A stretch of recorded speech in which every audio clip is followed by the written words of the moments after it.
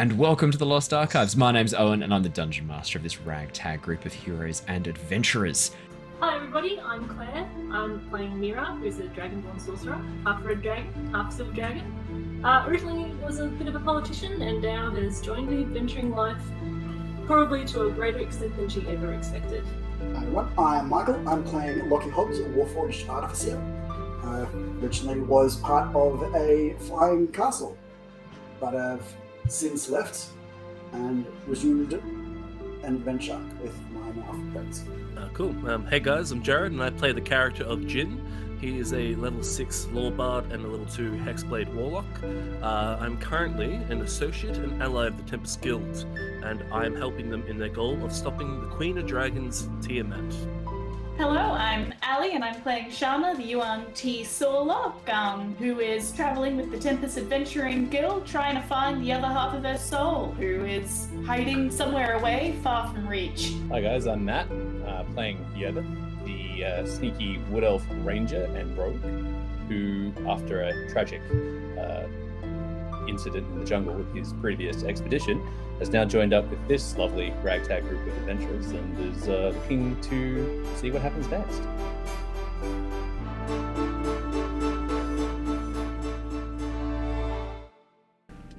Hello, everybody! Dragon names, because I'm like, maybe I'll name my dragon today, but I hadn't thought about it. Have you thought about your dragon name? Because we've started the stream. Hello, everybody! Hi! That's right. I didn't give you any warning. Ha ha ha. It's to get you back from trying to make me laugh before we come across previously. So now it's revenge. Hello, everybody. Welcome. Thank you for joining us. We hope you've been having a lovely week. And if you haven't, come escape into the world of Dungeons & Dragons with us. We'll take you away from all those cares, all those troubles, all that tough life. Don't worry about it. Let's go to somewhere far more chilled and relaxed, where the world is not really at any sort of risk. Oh no, wait, that's the other campaign we're playing. Tonight it actually is high stakes. There's been some crazy things going on. Before we get into D&D, just want to thank everybody who came and joined Dragon and I for our impromptu raft stream on the weekend. We had a lot of fun. I discovered a number of hacks that you can employ to spawn resources, items. So we had a lot of fun with that, and I'm hoping that none of the rest of the streaming crowd that I go with, the lounge crew, are listening. I hope they're not listening right now, because Dragon and I have actually organised another stream with them this coming Saturday, and we're not going to tell them the hacks that we've put in place. We're just going to troll them with it. So if you want to come see a whole bunch of Twitch streamers get really confused about how we're doing things, come join us on Saturday morning. It's going to be great, because they have no idea that I can do this and no idea what I can do. So it should be really fun. And thank you everybody who joined us as well for the Pokemon Legends Arceus stream as well. We've almost finished that game. Literally the only thing left to do is catch, I think we've got to head to Mount Coronet and face off against something. I think there's something about the plates that we've got to do. And then there's catch Arceus, and that's it. We're done. So that's really fun. I'll finish that off as well this weekend. That's all the news from me. Do you guys have some news? I can see everyone who's got their cameras on. Michael, Claire, and Matt are wearing some very sexy things. Yeah, that's right. Look at the sexy merchandise. In fact, we're all wearing our sexy merchandise tonight. Our two lovely people who have their cameras off, Jared and Ali, also are wearing their sexy merchandise as well. It's true. You can't check it. So shh, quiet you. Yeah, I'm looking at it. It's right next to me actually. So's your mouse pad. I can confirm this t-shirt makes me look real buff. So. Oh, there you go. It's good. That's great. Nice fit. It's very comfortable. Fantastic. How are the mouse pads? Yeah, good. Yeah. I actually really desperately needed a mouse pad. That's why I created them, and then I realized I was like, oh, it's actually not a bad thing to chuck in with the shirts. So yeah, if you are interested in getting shirts, you can just head down to the description below if you're watching on YouTube or on the podcast. Otherwise, if you're on Twitch, if you just click on the picture of Gloria, one of our characters, it'll take you straight to the merch store. I figured she was the most appropriate character to redirect you to our merchandise. Exactly. Right, we better do a bit of a recap. Obviously, Claire and Michael weren't with us last time, and some crazy things happened, so I think we should do a little bit of a recap. But I think that's everything from me. I think we're all good to start. Everyone ready to rock and roll? Woo! Let's do it. Sweet as. Nice quick intro tonight. Alrighty. The Tempest Adventuring Guild, a group of mercenaries, explorers, and adventurers, has been working to thwart the machinations of a group known as the Order of the Dragon. This cult has been amassing power, wealth, and knowledge in an attempt to perform a ritual which would bring a dark draconic god, Tiamat, back into the world. Our story has been following the escapades of some of the members of this group, Mira, Jin, Lockie, Yervith, and Shana, who are now journeying further north to try and track down an ancient artifact used to summon dragons to the Order's side. The party have faced the dangerous waters of the Sea of Moving Ice far to the north of Nostea. Deep within the catacombs, tunneled into an iceberg, the party faced off against Orathator, an adult white dragon charged with guarding the horn. Using quick wits and sound arguments, the group were able to win the dragon over to their side, showing that his goals more closely aligned with their own, rather than the cult. Or more precisely, they were the quicker way to getting what he wanted than the cult. With the Drakhorn now unguarded, dissent broke out amongst the party over what to do. Destroy it, or bring it with them. Jin and Shana took matters into their own hands, guided by their mysterious and enigmatic patron Varys Nightshade, and decided for the group, with Shana running magical interference while Jin stabbed the horn with his shadow blade. With the horn now dust, and trust among the team at an all-time low, Yervith poked through the remains of the horn, accidentally triggering an unknown magical effect. The party watched spellbound while a black draconic-looking egg formed from the dust in Yervith's hands before hatching into a small draconic form. Deciding to head back to the ship with Orathator and plan their next moves, the group made their way across the ice and are now on their airship, which is aptly named an Air of Decency. We left off last session with Yervith in his room, the Drake having grown to full size, Mira teaching Barry some magic, Lockie downstairs with Arvel, while Jin and Shana discuss how to reveal the fact they have been working for the same patron for some time. So we left off in a little bit of an interesting position last session. So we're actually going to jump over to Mira and Lockie first. So when you two arrived back at the airship, obviously Lockie and Mira had to play your characters a little bit last session, and there was some sort of conversations happening between the group and your characters, thankfully interrupted by Shana accidentally setting off an Eldritch Blast. Thank you for that, Ellie. It wasn't accidental. It was definitely on purpose. You had no idea what you were doing. So essentially the way we left off last session, Mira, you were sitting at the table in the galley, in the kitchen of the airship, with Barry. Barry having mastered, or at least practiced some dancing lights at the end of last session. And so spending a bit of time with Barry showing off, as he showed off his dancing lights cantrip.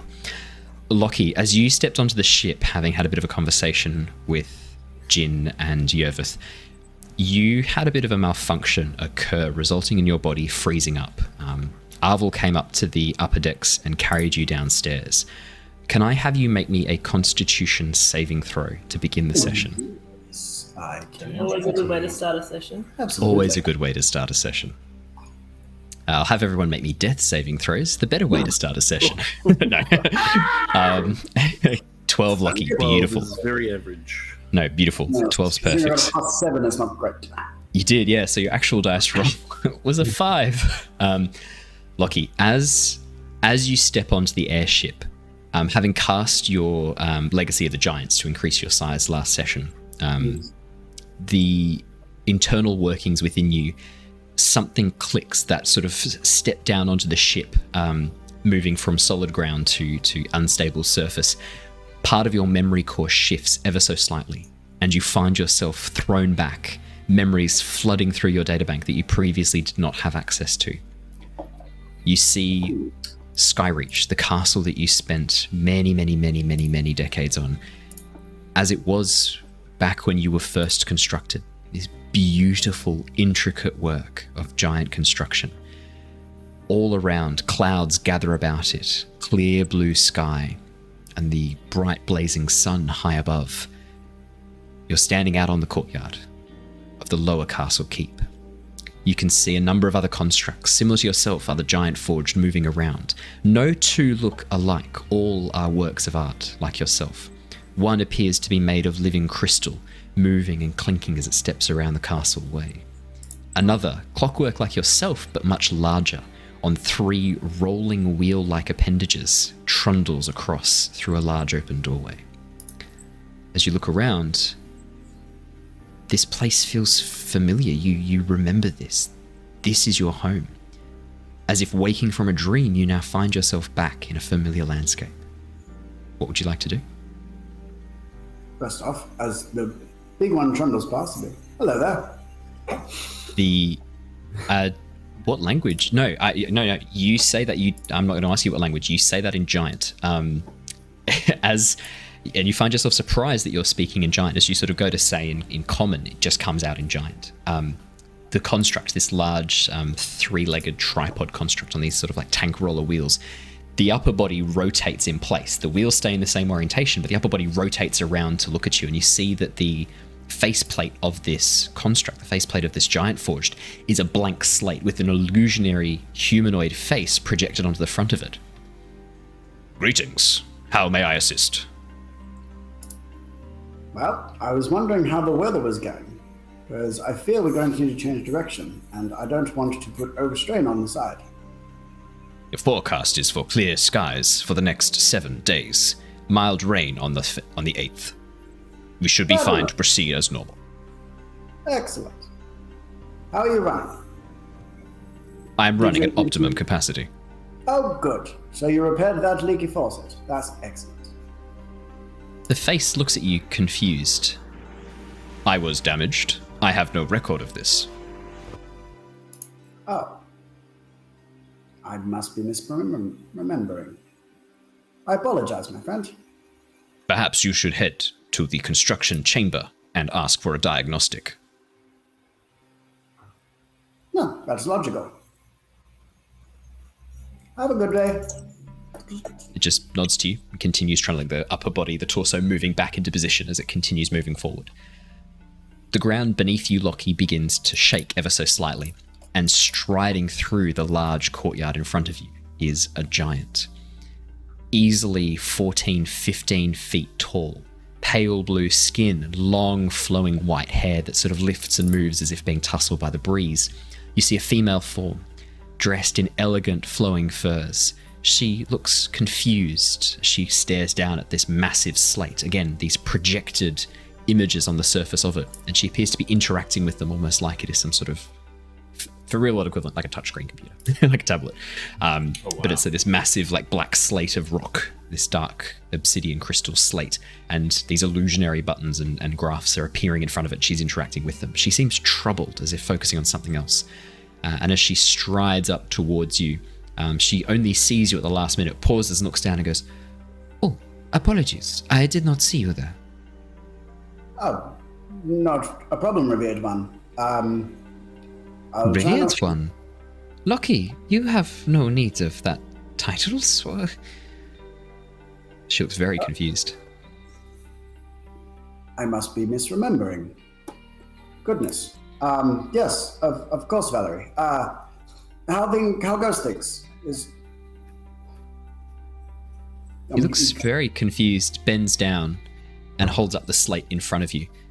Would you mind if I did a quick check of your systems? Something seems to be very wrong. You seem distressed. Can I help you? Yes.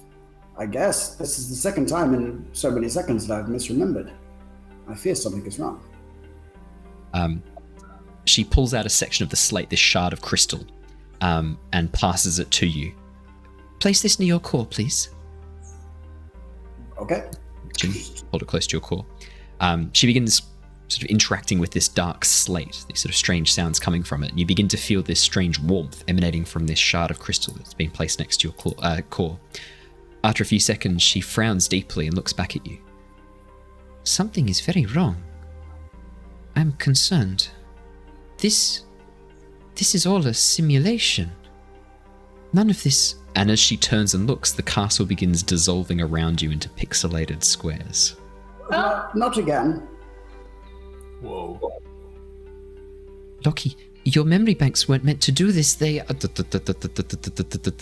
As her voice cuts out and begins sort of making this strange juttering noise, the courtyard continues to eat away, fading into darkness as the light disappears. The sky sort of flickers through various different cycles, different weathers, day, night, rain, snow, hail, and then nothing. Blackness. All around you, the castle continues to pixelate, fall apart. Characters sort of appearing and popping into existence before disappearing just as quickly. And still this giant form in front of you, frozen in place, trying to say something but unable to, stuck in this loop. You begin to feel very warm, Lockie. Oh dear.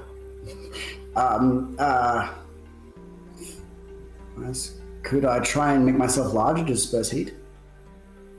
Oh, yes, you can. Although, okay, yeah. So as you attempt to activate Legacy of the Giants, you have already used it once today, but this is a simulation. You watch as your form grows larger and larger. The added strain now making things even hotter as the simulation your brain's constructing now has to account for you being much, much bigger. The giant begins fading, turning into pixels as well as her hands sort of fall apart, blurring and pixelating. Right as it gets up towards her head and chest, she suddenly starts working again, as if the strain of processing all of this information is lesser now that there's a lot less information to process. Lockie, you must remember, you must awake. And then she fades. Suddenly light pierces through and you find yourself back on the airship. Arvel's familiar Leonin form standing over you, spraying you down with this strange white foam from a canister. Oh dear, this is not good at all. Oh, there's a fire there too.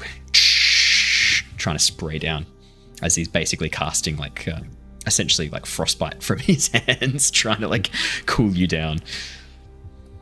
Oh dear, yes. My heating is not able to hold this. Lockie, you are currently on fire. The wood around you is smouldering and you are on fire. Small flames leap up along. Your metal is glowing white hot. But you're not taking any damage, you're not in any pain, but you are overheating rapidly. Could I have you make me another Constitution saving throw, please? Sure. Yeah. Amazing. Bet you guys weren't expecting this for the beginning of the session. That's one better than before. 13. Lockie, your system is struggling. Whatever you are connected to, whatever subroutine or whatever part of your databank you are accessing, the connection severs and you feel this jolt of electricity pass through you. You take 3 points of lightning damage. I could have rolled a lot worse than that. 1 and a 2 on 2d6. Come on. 3 points of lightning damage. And immediately your systems begin cooling down as the connection to this, whatever this aspect of you, begins fading and disappearing. Oh dear. Do I have a quenching barrel nearby? Yeah, there would be a barrel of water in the engine rooms that they can provide water to the... Yeah, absolutely. Yeah, there's literally a barrel of water in the engine rooms, yeah. Plunge my hand into that. It steams and Arvel sort of goes like, "Oh, Lockie, I can't see you." He's trying to like wave the steam away and coughing a little bit at the sudden moisture, increase in humidity in the room. Lockie, are you okay? Talk to me. I think I'll be fine. Open the window. This is the engine room, Lockie. There's no windows in here. That would be a terrible, dangerous. What if it was left open and rain came in, Lockie? You're not thinking straight. Do we have a ventilating system of some sort? He points to the chimney. You see this very vague outline point up to a chimney. Open it! He pulls it open. On the top deck, Leosin sort of turns as suddenly this huge amount of steam begins hissing out the chimney next to him and goes, what's going on down there? You guys don't know that, but it's just fun for background. Lockie, the steam begins dissipating quite quickly now that the cold air is basically pulling the heat out of this room as the temperature differential tries to correlate and basically like cancel itself out. The steam fades and you find yourself back to normal. But you remember everything that happened during that period just then. Oh, Valerie. Who's Valerie? What are you talking about, Lockie? Oh, sorry, I had I suppose you could call it a vision, I guess. I was back on the sky. In the city. I don't know what happened. It seemed to be some sort of artificial construction of maybe my own mind or something else going on, but it was definitely distressing. I'm sure that made sense to you. It gives you a thumbs up. Great. That Okay. means- But you're okay. You're not. Do I need to keep a watch on you? Are you fine? What's going on? I think I'm okay now, but the heat has been dissipated. We're going to need to replace this. I may have boiled the water. It's definite. Anyway, That's all right. I'll ask one of the magic users to shape water to fill it again. Shape water. Oh, you mean abuse water? Yes, gotcha. Yes, abuse water. That's the one. Okay. Well, it seems like everything's back to normal. I'm very pleased to hear that. I Are you think. doing like a weird dance for podcast listeners? Lockie begins rocking from side to side with his arms in like a weird curve. I'm going to be honest. Insight check. I don't believe you. He just says, I really find you're not acting like yourself, Lockie. You're acting very strange. Yes. Okay. I guess deception, I suppose. Well, For you. Okay, yeah. You can make a deception check. I'll roll for Arvel. Sure. You have to beat a 15. With a -2? 3. As he's like, I'm fine. He's moving his body around. A gear just falls off. How is Lockie doing, honestly? Well, health-wise, he's fine, but yeah, he's I don't know. He's janked up a little bit, I guess. This is a pretty decent revelation. So he's doesn't like the idea that someone's tooling around in his head. But maybe he has a suspicion that it could be someone. But a voice from the darkness. Oh, Lockie, didn't you like language revision? No, you don't hear that. None of that happens. Okay, so Lockie. Alrighty. Let's jump over to Mira really quickly. So Mira, yeah, you've been seated down with Barry. Barry's just showing off his dancing lights. Are you really proud of me? I worked really hard on this. You are coming along very nicely, Barry. And she just kind of looks fondly at all of the different coloured lights. There's like a green and a red and a blue and a black. And she's like, very colourful. Yes. Listen, Barry, actually, I was meaning to ask you something. Yeah? You have come a long way. Oh, thank with you. your training, yes, and I'm very proud of you. But I've never heard an adult in my life say that. Oh, well, it's true. You should be proud of yourself as well. So, we're going back to Oxenfurt now, and I think I need to tell you something, Barry. And Yeah? she leans quite seriously. You're a wizard. I'm a what? You're a wizard, Barry. But I can't be a wizard. I think, just from what I've observed, and you have prodigious magical talent, but I think it's time that you are formally trained. There is a school in Oxenfurt that I want to enroll you in, and I want to pay for your schooling. And yes, you'll leave this life behind, but one day you'll come back to it. I'm sure. Okay. Well, this is a lot. I will leave you to process it, but I just feel that I want you to find your own way, Barry. I want you to make your own decisions about who you want to be, and this giving you knowledge is the way to do it, rather than hanging around with us who are, well, idiosyncratic is a word I would use. Idiosyncratic. I don't think I know that one. Oh, it's fabulous. Yeah. It's one of my favourite words. And she has like a list of favourite words. She's like, it's my 5th favourite word. Just, yeah. Okay. Yeah, okay. But yes, what do you think? Yeah, no, that sounds amazing. I've always wanted to study magic and be really good at magic, and I've heard about I think I heard the captain, the Ocean, saying something about heading to Oxenfurt. Am I going to the Unseen University? Yes. It's so exciting. Thank you so much, Mira. I really appreciate this. I'm going to get all the paperwork ready. We'll just need to sign a few things, and she'll. Okay. I don't really have a signature yet. Well, Barry, you better develop one. Here, I'll give you she'll give a quill. Okay. Thank you. Can they have like little pictures in them? Little pictures In my signature? Yes. You can have whatever you want. Show who you are. Okay. Well, I've got a great idea. I'm gonna go practice. I'm gonna look over his shoulder at what he's what he's doing. He's very secretive. As you go to look, he's like, "No, it's not ready yet. I've got to practice it." Okay. Sure. I'm gonna go to my room and practice. Okay. Gathers up the supplies. Thanks again so much, and then goes and begins heading down the corridor towards his room downstairs. As he gets, see, he's getting to that age. As he gets partway down the corridor, he bumps into a translucent wall of force emerging from Jin's room. What is this?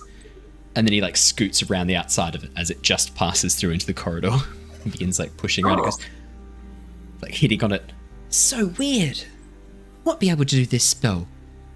And then gets around the corner. Does Mira see it? She would notice that then? Yeah, 100%. Yeah. You know Liam's tiny heart when you see it. Huh. All right. I can do this. I can be a spy. Okay. What have I got?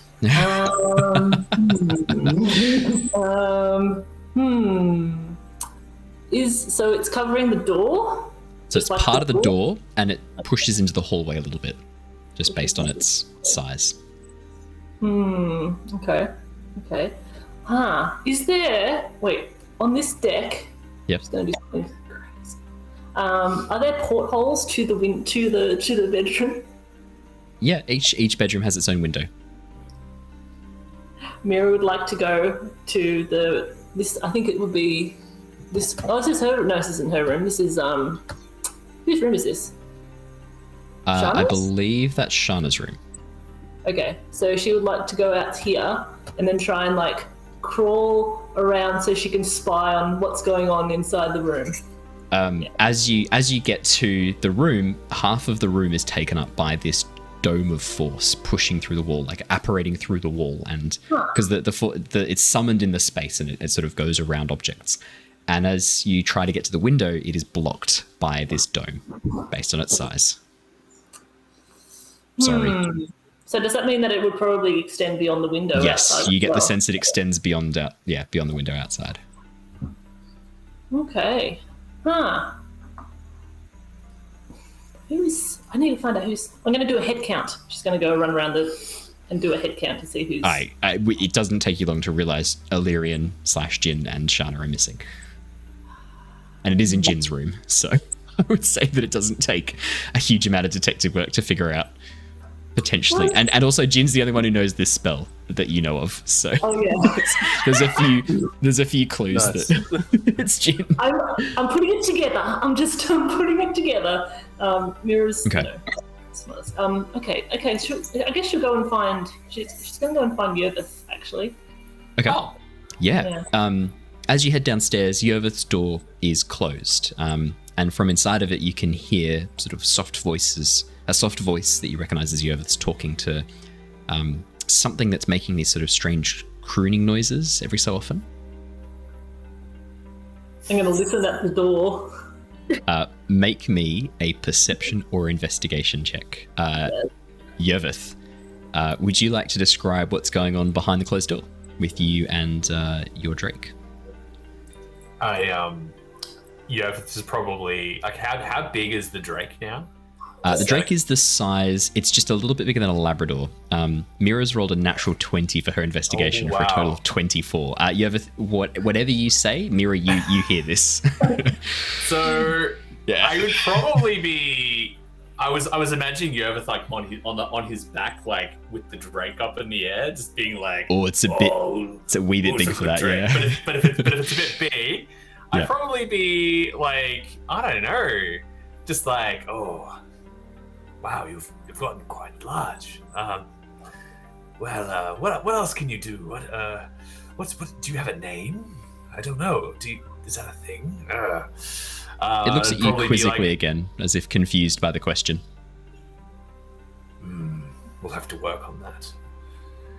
And then I'll like bend down and just like kind of go, and I kind of like just like sort of investigate it and go, fangs, yes, tall, long at canine, good for biting. Sharp horn, wow, impressive creature. And then I'll just kind of like start to stroke it a bit and go, yes, you are, you're beautiful. The Drake really is enjoying this attention. Yeah, absolutely. Like sort of moving into it as you sort of pat down, you find a soft spot on the scales just at the back of the cheek that it really likes being scratched. Yeah, but kind of like, oh, yes, you like that spot, huh? And as you scratch, it begins, its back leg begins like hitting on the floor, this dun dun dun dun dun dun dun dun, as you are tickling this spot.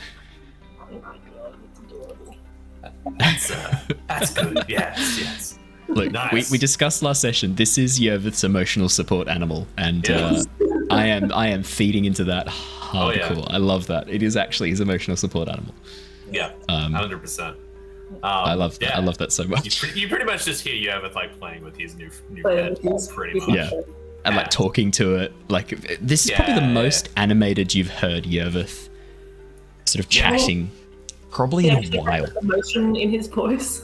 Yeah. Oh yeah. That's not like horror.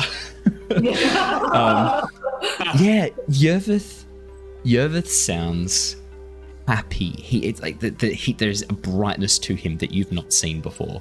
Listening through the door, as Yervith is like, "Oh, he's a good boy. Who's a good boy?" And the Drake's going like kicking its back leg.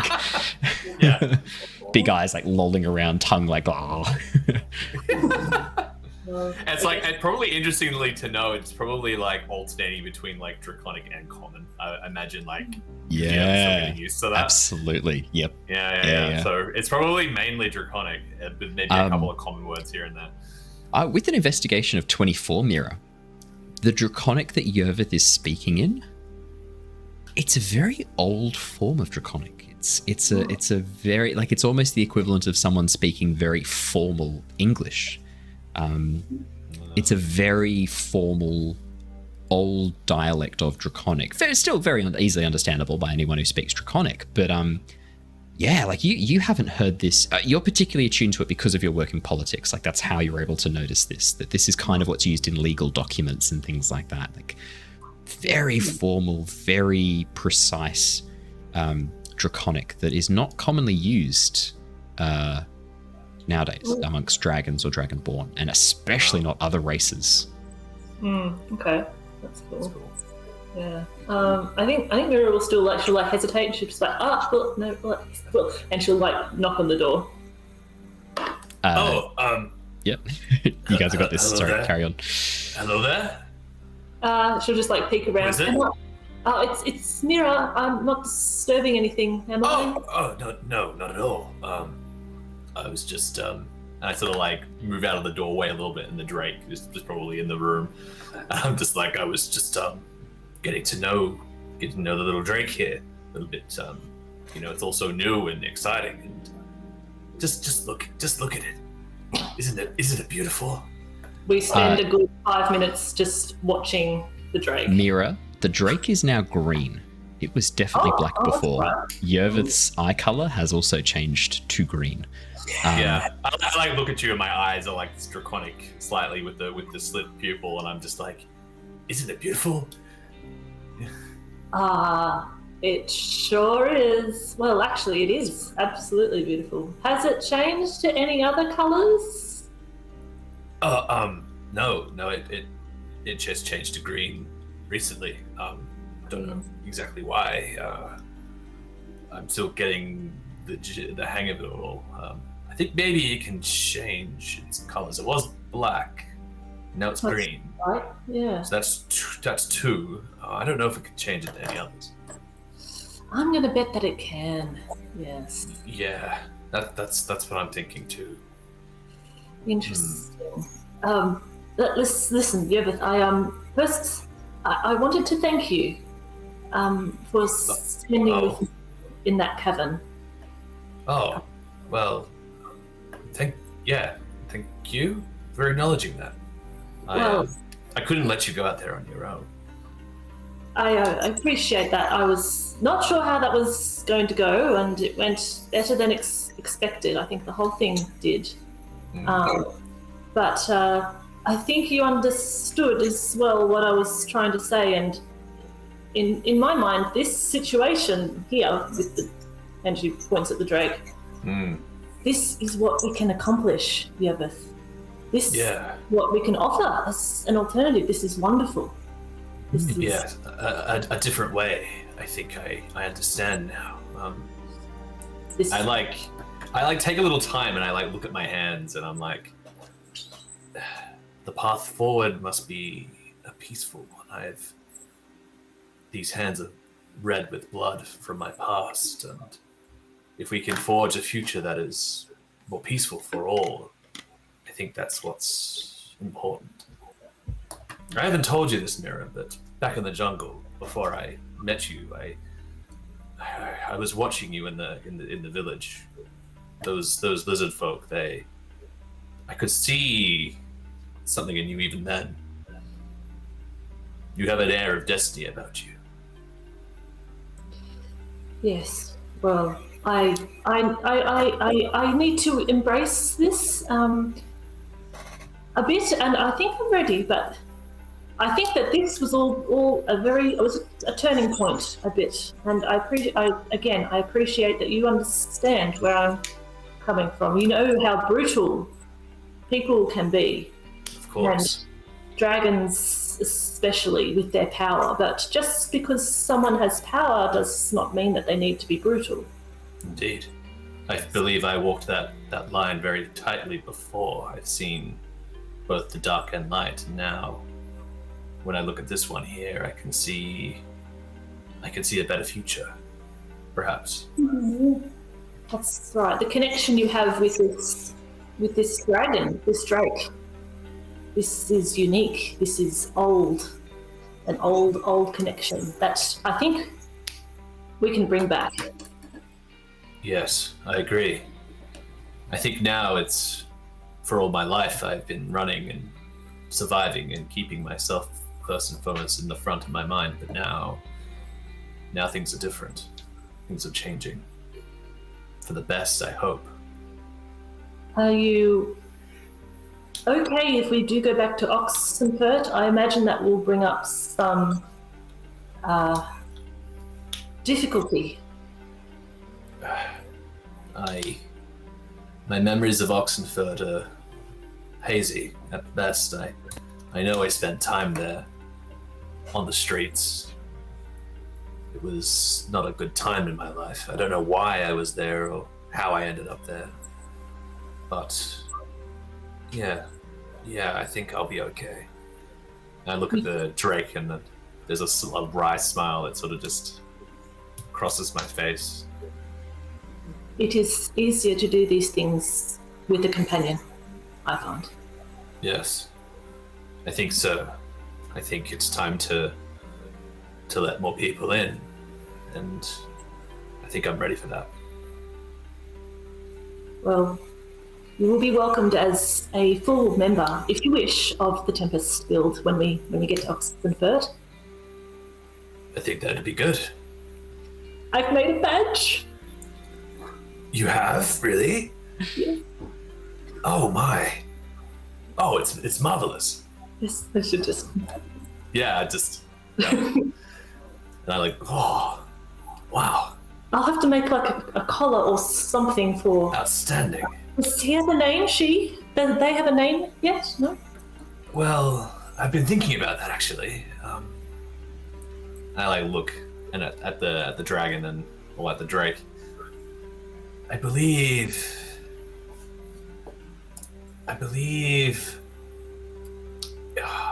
What is the Elvish word? Eleanor.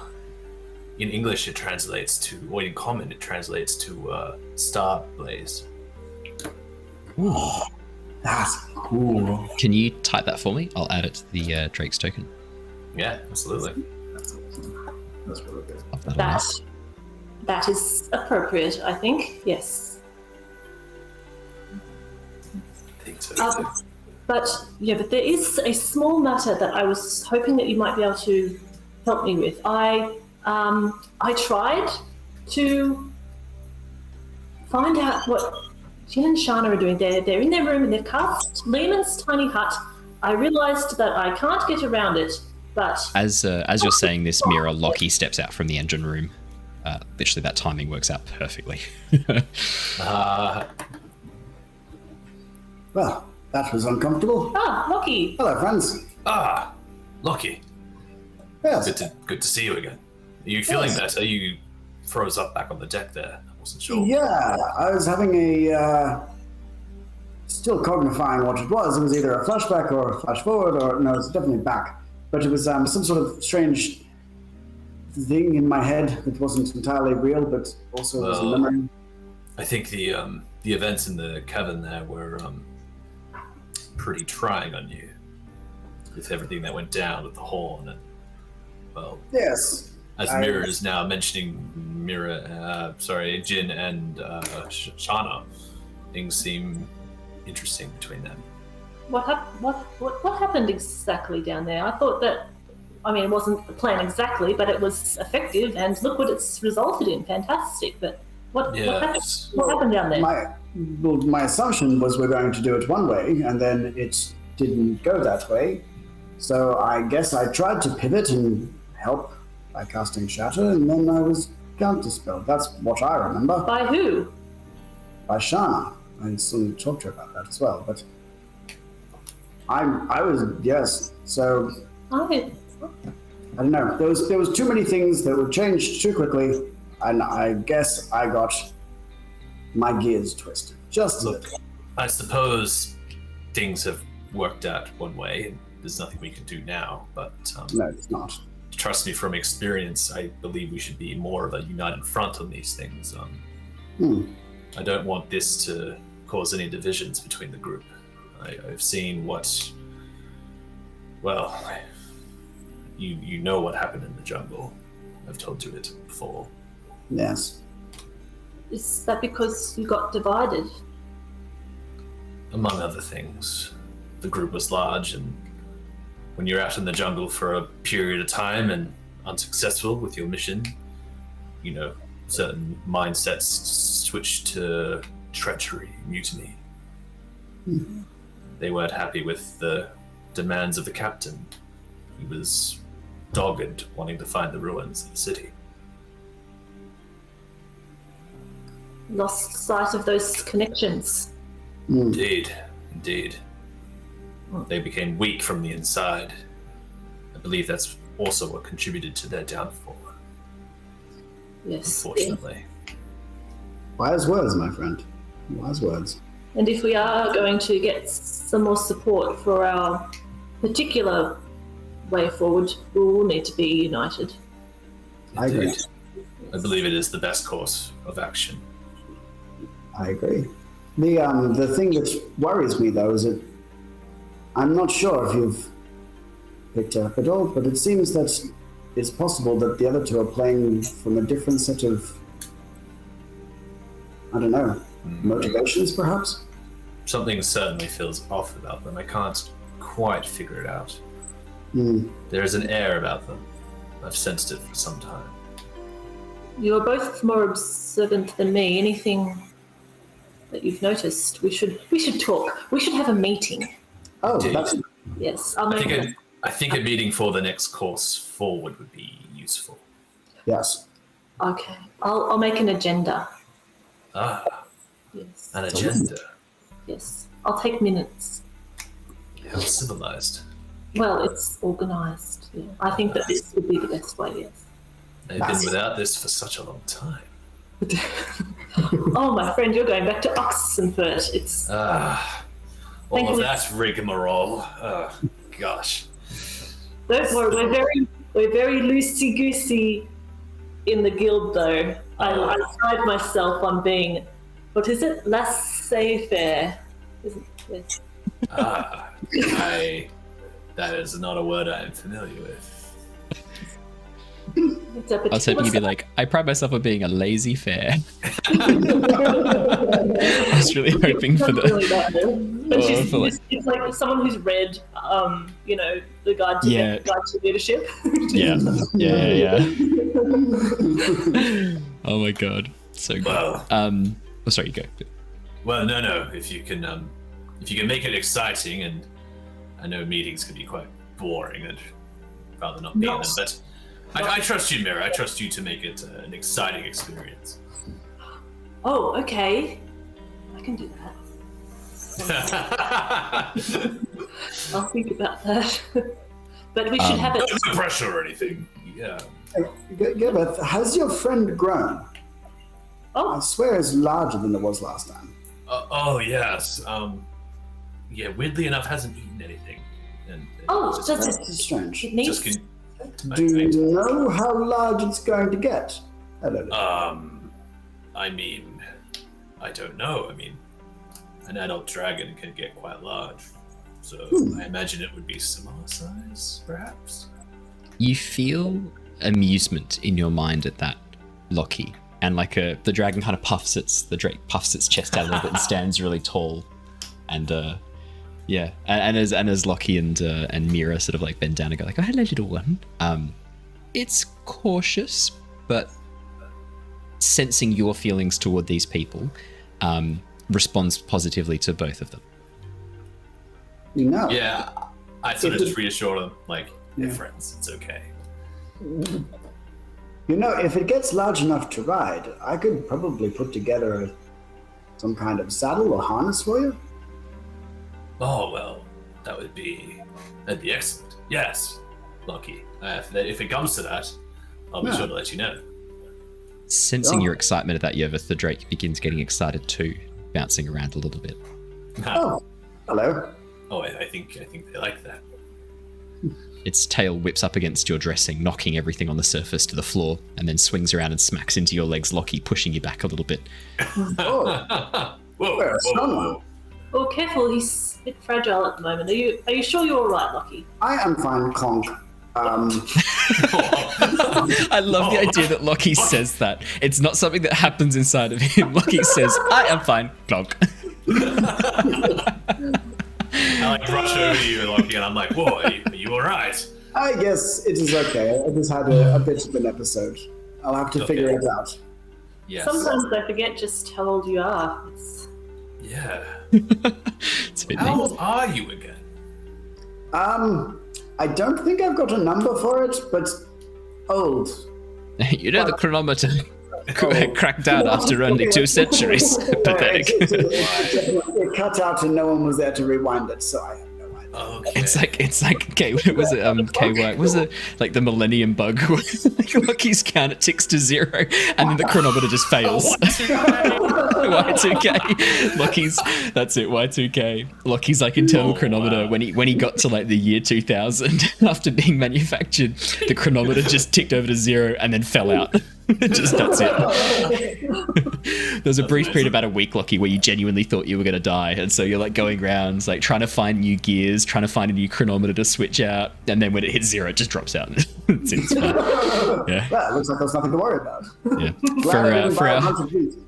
For our younger listeners, if you don't know what the Y2K bug is, have a bit of a Google, because fuck me, it was pretty funny. A whole bunch of people, very smart people, very well-educated people, genuinely were convinced by snake oil salesmen that when it hit the year 2000, all the clocks on the computer obviously hadn't been programmed for 2000. They'd been programmed up to like the 1990s. So when it got to the year 2000, a lot of smart and educated people genuinely thought that their computers would explode, that planes would fall out of the sky, that the world would end, all because computers couldn't handle the clock changeover. So obviously the world did not end, as evidenced by us being here recording tonight. What actually happened was the clocks just reset very happily to 0. Because of course they fucking did. Sorry. An incredible story, just quickly. Go. Y2K, when I was 7 in 2000, I remember the morning, New Year's Day. New Year's Day, yeah. New Year's Day, everyone thought everything was going to fall apart. Yeah. I went and made toast in the toaster, and it popped out, and the toast flew out of the toaster and into the sink. And I was like, oh no, this is it. Like 7-year-old me was like, this is it. It started. It's the end. And it's What never a done toaster. ever since. What a Like, toaster you must have had that had a clock installed in it. Yeah. No, I mean, it wasn't even a smart toaster. There was nothing smart about it. That's the year 2000. It's a it's heating just a element, a toaster. spring. Yes. But why? Why did it do that, Owen?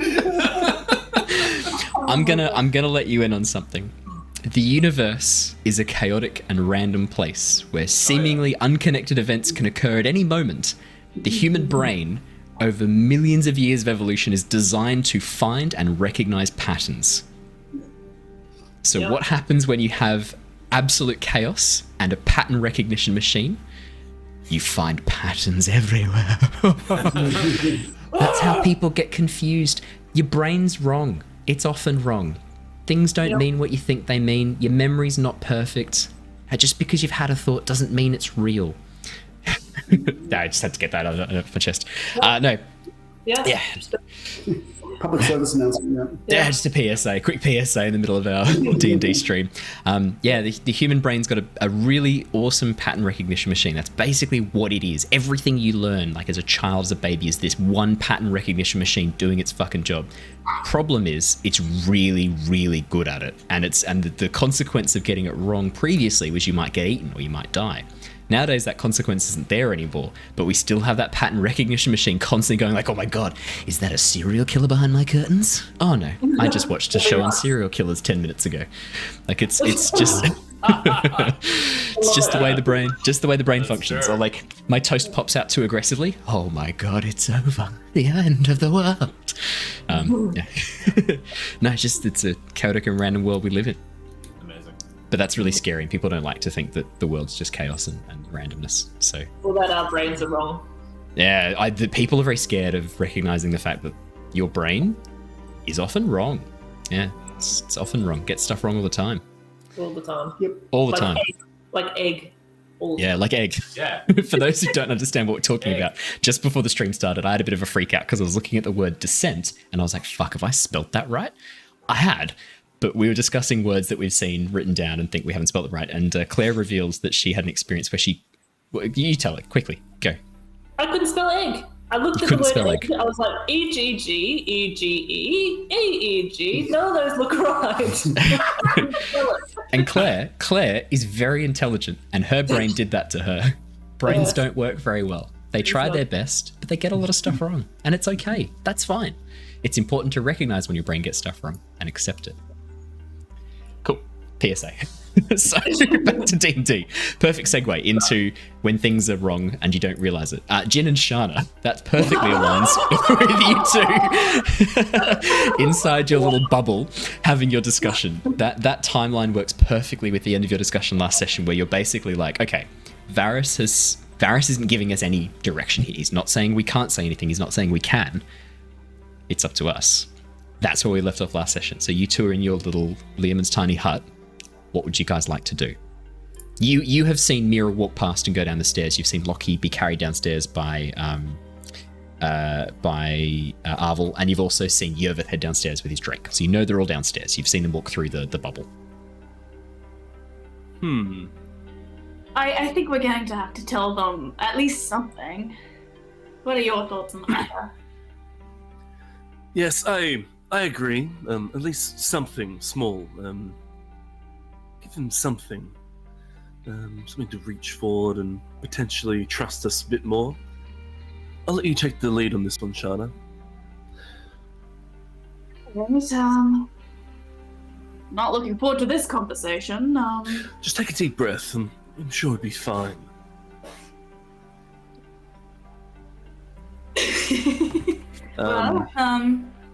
Shall we with bite that, the bullet?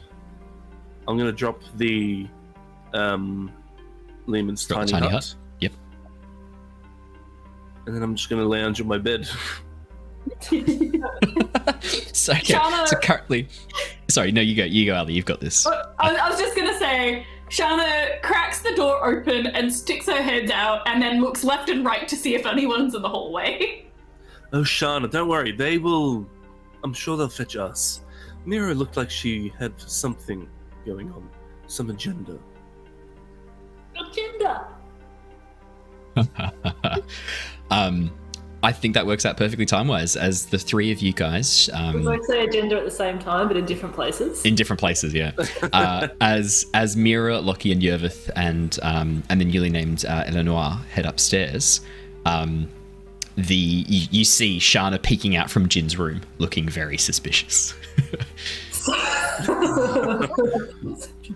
I freeze. You guys just stare at each other, frozen in the hallway. Shana, Mira, just looking at each other, eyes wide, deer in headlights. Does Illyrian have, like, any books or anything in his room? Because he would start reading them. I don't know what he has there. You wouldn't have any books yet, because you haven't... I don't think you've had an opportunity to get them and add them to your room, so probably not at this point. But you've got costumes and things like that. You could pretend to be, like, sorting out your costumes.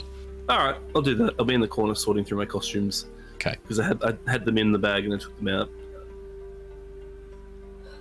I need to tell you guys a little bit more about some stuff.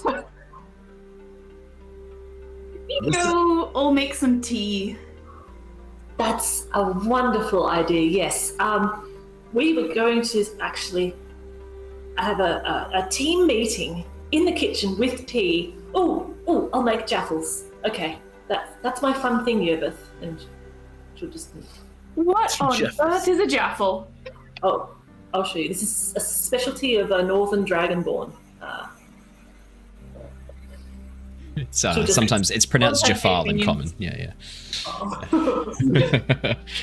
Sometimes known as a toasted sanger. To the goblin tribes of the South Plains. Sanger. Yeah, toasted sanger. So hold that thought. Is Illyrian in there? Yeah, I'm here. I walked out. I've parked myself in one of the chairs on this table, and I'm sort of leaning back on it with my legs on the table. Are you wearing like your costumes, or you just? No. I was just looking through. He's wearing all of them. He's just laid himself up. I have the sort of typical like clothes that I normally wear. Let's say you guys are just sitting there just watching. Let's say you guys have headed to the kitchen at this point. So as you step down the narrow corridor and emerge into the kitchen is currently empty. You have the kitchen to yourselves. Mira will like fuss around, and she'll put a sheet of paper in front of everyone with like dot points and a pen, and then she'll go off and she'll make the tea with Sana, and she'll make her jaffles, and then she'll bring them back and just fuss over everyone for a while, and have an extra plate of jaffles for Eleanor. Sorry. Do you want to go Ellie for short?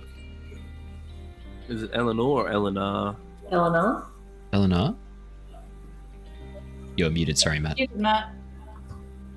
Matt. Eleanor. Let's go Eleanor. I like it, Eleanor. Yeah. An extra plate of jaffles for Eleanor. Mira, as you head into the galley and go sort of searching through the cupboards, you do see that it's quite a well-stocked galley. There's an ice box that is sort of currently chilled by overflow from the engine. It's a heat dispersal unit that also keeps the ice box cool. There's some cheeses in there as well, some cured meats, and you can see that there is lovely fresh bread that looks like it's been baked only a day or two ago in the pantry. I steal the Ocean's bread and make There's a sticky note on it. It's like, don't take my lunch. You just peel the sticky note off, chuck it out the window, grab the bread, get started. Yeah, and my alignment shifts to chaotic. Chaotic evil. Anyone who touches other people's lunch in the lunchroom is evil. No. Yeah. I also love that post-it notes exist in this universe. Yeah. So what they do is they use sovereign glue, the special glue that is impossible to remove. That you can only use, I think, like a special solvent with. It's like a magical artifact that in D&D, sovereign glue or something like that you can't remove ever. I think that's what it is. Mm-hmm. Sovereign glue. I'm pretty sure that's it. Yes, it's like universal solvent or a wish spell. Yeah, that's it. The only way to remove it is with the universal solvent. Or oil of etherealness, or a wish spell. I love that. That's great. It's like a post-it scroll. But you prepare yourself the toasted sangers and bring them on out and start serving that. For our American viewers who don't know what a jaffle or a toasted sanger is, it's a toasted sandwich. Get educated, guys. Come on. So yeah, you pass out the toasted sandwich. Kidding. You pass out the toasted sandwiches, and as Eleanor, as Eleanor sort of sniffs the sandwich, sits back, and again this sort of amusement sensation you get, Yervith, as if it's amused that you're offering it food. Yeah. I'm like, do you even eat? It's strange.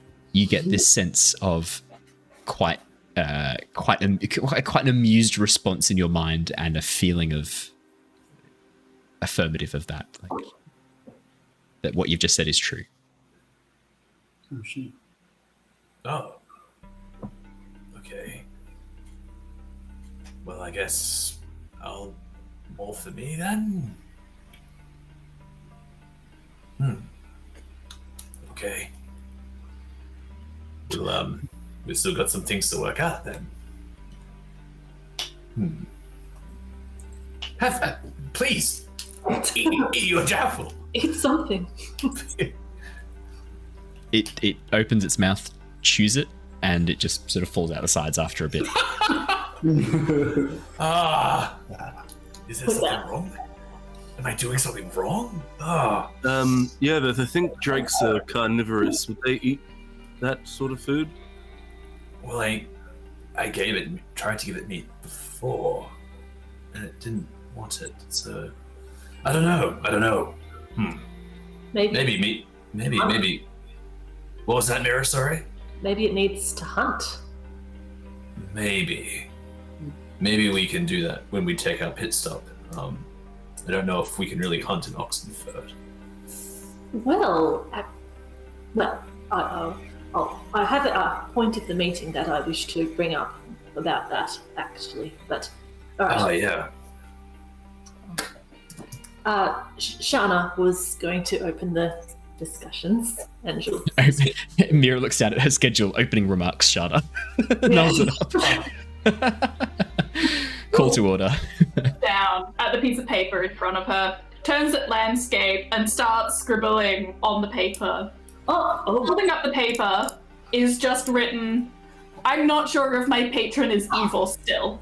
And she sort of just shows it to the room, and she's like, "If I suddenly get smoked down, you can assume that the statement on this paper is correct." I told you guys how I met my patron, didn't I? I know I've told Jin. And yes. The preceding chaos that followed. Oh yeah. Yes. That was pretty bleak stuff. Yes. Well, they have managed to somewhat convince me that I was in the wrong, and sort of led to the destruction. And I guess I could see that we did use the magic in a way that it wasn't intended. And so I started, he had some requests, and so I followed them. Destroying the horn was one of them. I'm honestly not sure how much I actually can tell you without him trying to kill me, so do apologize. But you didn't destroy the horn, and I'll look at Jin. Wait a second, I confided in Jin, being, warlock to warlock, having an understanding of, whatnots and magic, and I asked for his help, and he helped me. But I guess what I'm saying is, I thought I was doing the right thing. I was told that in a lesser of two evils, when, Tiamat versus the patron, that things would be better if I did what he said. And I'm starting to have some second thoughts, and I am now wondering, what are the chances that I would fuck up again? I would like to quickly interject. Yeah. Tiamat is just the first step before a far worse god comes here and basically devours this material plane. Our patron who I found is our patron, is trying to thwart that. You have the same patron. Oh, that's... We have found out we do. Only very recently. What a coincidence. That explains... It's incidental. That explains why I've been sensing some vibes between you. Yes, we only just found that out the other day, and we've been talking about sort of the ramifications of that, and we have discovered some things about each other. Yes, namely what happened in the past. Yes. And so tell me about this patron. What does he want? Well, that is a good question. Basically, like I said, Tiamat is the first step before an even larger, more dark god descends upon this world and basically devours us whole. Our patron is trying his best to thwart that. He wants some of the power held in this realm. Not sure on his objectives, but for the most part, when I was talking to him, he was afraid of something coming, and he was quite sincere. There's a lot going on. Is he a god? Like, is he like Tiamat? I don't know if he's a god per se, but he is at least a demigod. He has that power. He might be getting to the point where he's a god. He was maybe a god in the past, but I think with everything that happened, he lost a considerable amount of power. So Shana, was there anything you would like to add? That's pretty much along the same track that I was going to go down, just that it's in a game of picking the lesser evil, we can only really go on what we've been told, and I think the difficult thing is figuring out where the truth begins and the lies start, or maybe not lies, but half-truths or misleading statements. And it's... I do believe that we did the right thing in destroying the Drakhorn, but I need to be honest, I don't know what to do. Trusting in entities such as the one you speak of can be a dangerous game. Trusting in any entity can be a dangerous game at the end of the day. That seems you don't know what their but why? Powers are. Why does that sound? So this is the same deity that's been leading the both of you, or being, or whatever. So if we tally up this creature's actions, we gave Shana the power to destroy a universe. He was alongside you as you were an assassin, Jin, for a while with the black hand, was it not? Yes, he was the head of that, but he did say that was a means to an end. Death is always a means to an end, my friend. Agreed. Okay, so what boons has this person, this being given you? What good is this being put into this world?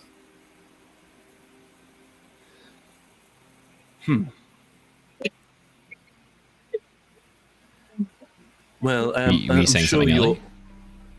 I was just going to say, I haven't had a lot of chance to do the good. I'm not even really supposed to be here. That does lead me to another question, something that I wanted to ask you as well, Shana. I wanted to save this perhaps for a more private conversation, but I think it's a question that you should think on. And before I ask this, I don't want to be misunderstood, so this is not a directional question. This is an existential one. Where is Lara? Honestly, I have no idea. I've been reaching out magic-wise, trying to find her, and I can't even find a glimpse. And if I could swap places with her and bring her here right now, leaving me wherever she is right now, I would do it in a heartbeat. Wait, but I want to follow the question up because I fear I was misunderstood. Where is Lara in you? Because you She's shared not. a mind for a long time, and I remember sometimes her actions would reflect you. But the longer that you have been here, the less and less of Lara that I see.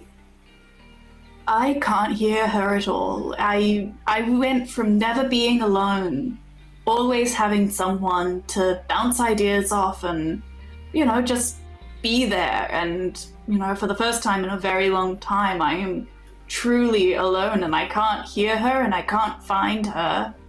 And quite frankly, I'm scared. Shana, do you feel as though she is alive in a sense of just being, existing? I feel like she's not gone. I think that would leave a hole that, it would be unmistakable, but I can't hear her. Forgive me, I don't know much about the magics, but from what I've heard, this ritual, this summoning, to summon Tiamat, we can choose or supplement that with any creature. What's to say we couldn't summon Lyra back? Well, that may have been a bit of an idea. I mean, the reason why I sort of, I'm still working with this patron of ours is that I feel like they are my best chance at getting her back. Has this patron led you any closer to her? I mean, there are little breadcrumbs here and there, but no, you're right. They haven't outright said. It sounds like this patron still wants you for its own. I think so, but... I mean, hey, if we can come up with an idea on getting Lyra here, I won't say no. Well, yeah, that's, The thing that scares me, though, is that even a shadow of her seems to be fading from your conscience. Sorry. Yes. Do you think she could be dormant, hidden deep inside you? Maybe the energy of shifting has temporarily, drained her or something, and she's dormant? That would be the best news ever. If it was something as simple as that, and there would be a way to wake her up and get her back. I mean, I don't mind being kicked out of the driver's seat again, that's for sure. I would give anything to get her back. So let's recap. So you're both serving the same patron. This patron, you say, is the lesser of the dark threats that threaten this world. Yep. Okay. And Do that you know what? go ahead. Do you know what its plans are next? I think they want to come here. I mean, I'm not sure if they're currently between planes or on a different plane altogether. But I do know that they don't want Tiamat, which aligns with our initial goals, and that they want to stop Hadar, which is who caused the destruction of my plane in the first place, which is also aligned with my goals. And that but after that, they said that they don't want to destroy the plane. I did make sure of that. And that they don't want to, take over and pretty much just be the next Tiamat. And so I figured, lesser of evils. This lesser of two evils is always a false choice. That is something that was brought up time and time again when I was in Oxenfurt, and even now with these dragons, they think they have to choose between what they want and what they don't, but there's always another way. There's always another way. is the way just to let things happen? Like, No, like a boat drifting in a storm without direction? no. I like Yervith's idea. I would like to speak with some people in Oxenfurt about whether maybe that might be a way to bring Lyra back. We can use this ritual circle for our own purposes. Why do we need to be driven by a patron's agenda or a god's agenda? We should be driven by our own agenda as a group. Or what's right? What's right, Shana? And I think that you need to trust in yourself now that you don't have Lyra and you are... Last time I trusted in myself, I led to the destruction of everything. I think the last thing I should do is trust what I think. Then trust what Lyra would say. Ask yourself as you make decisions. And there is a difference too, Shana. You are no longer just alone in this choice. Yes. But you need to cut us in on the decisions you make so that we can help. If I suddenly stop talking, you will know what has happened to me. I won't be keeping things from you out of choice. If you catch my drift. This patron does sound very powerful. It does. Yes, they are. They are. I mean, they would have had the power to save the realm if, I hadn't decided to do some other stuff with that power. That, so the power is there. And part of me is wondering if, would it be better for the world to have the extra power in it, or am I messing with things I don't understand? Shana, have you asked your patron how it lost its power? You seem to think that he was quite powerful back when you were back before. Do you know how he lost his power? Shana, to explain that question, I think you're going to have to tell them what you had done. I had done? Oh. The two are connected. Oh. Well, I honestly can't remember how much I've told you guys, or what I've just told Jin, but the long and short of it is I was given a false sun because my world was in darkness and everything was dying around it, and I asked for help and I got it. And, in the sense of this false sun, the intention was to move everyone underground and, start again with our fake sun, and I was thinking to myself, well, why should we change what we're doing? We have this power source, we can, make our own sun again. And so we trotted into the outer reaches and detonated it, and I actually succeeded. We got our real sun back. Unfortunately, I didn't realize at the time that the reason that the sun initially disappeared was Hadar.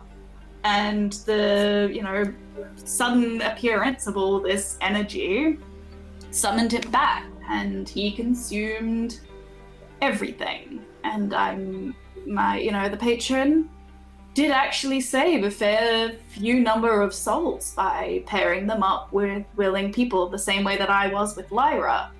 And I'm not sure if maybe Hadar managed to take a chunk out of him, or if the effort of moving so many souls at once caused, a massive drain, like a power source. But no, you're right, I haven't actually asked specifically. I would say as well, you would also know, Shana and Jin both would know. Varys has mentioned on occasion that access to Nostea is incredibly difficult, and only a fraction of what he can do, he is able to get through whatever barrier, whatever blockage there is locking Nostea off. We have been told, though, that it could be a magical blockage, in the same way that the gods are no longer here. Something's keeping everyone out, and that, is likely what is preventing him from using his full power here. Including Hadar. I mean, the giants had their part to play in this. They were stopping, I believe, I don't know, my memory is not working very well at the moment, but I believe that the giants were working on at least keeping out other powers out of their realm. Lockie, as you say that feels true. The giants were the ones who invented planar travel. They're the ones who used it that allowed all the other races to arrive at Nostea, and then something changed and they began locking it off. That feels very true to you. Something had them working to block entry and exit from Nostea. Yes. I do have just one last question, which is, should we have, many options laid out in front of us. We can stop Tiamat and perhaps summon Lyra back. We could summon someone else entirely if we deem that is the right choice. My question is without having a very powerful being, at least partially on our side, what's to stop Hadar from coming here? And if he does, how would we theoretically stop him without, a source of extreme and great power? Perhaps the giants? It's not one form of power in the world, there's multiples. And perhaps not just the giants. We do have we have a dragon on our side. One dragon is not enough to stop Hadar. An army of dragons would not be enough to stop Hadar. Hell, I don't even think Tiamat herself would be able to stop the destruction that would It's come. better than nothing. And we're already on the path.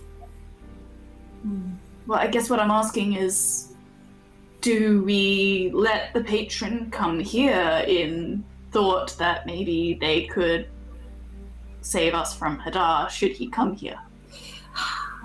And Mira will hiss a little bit. She'll just be like, I just don't like the idea of either of you or Jin, being controlled by someone or something. And it almost feels like, there's a saying about Peter and Paul that you made suits happen. I'm Familiar. just gonna say this. I felt controlled before. The last few days, my eyes have opened. And I feel more free than I have for a long time.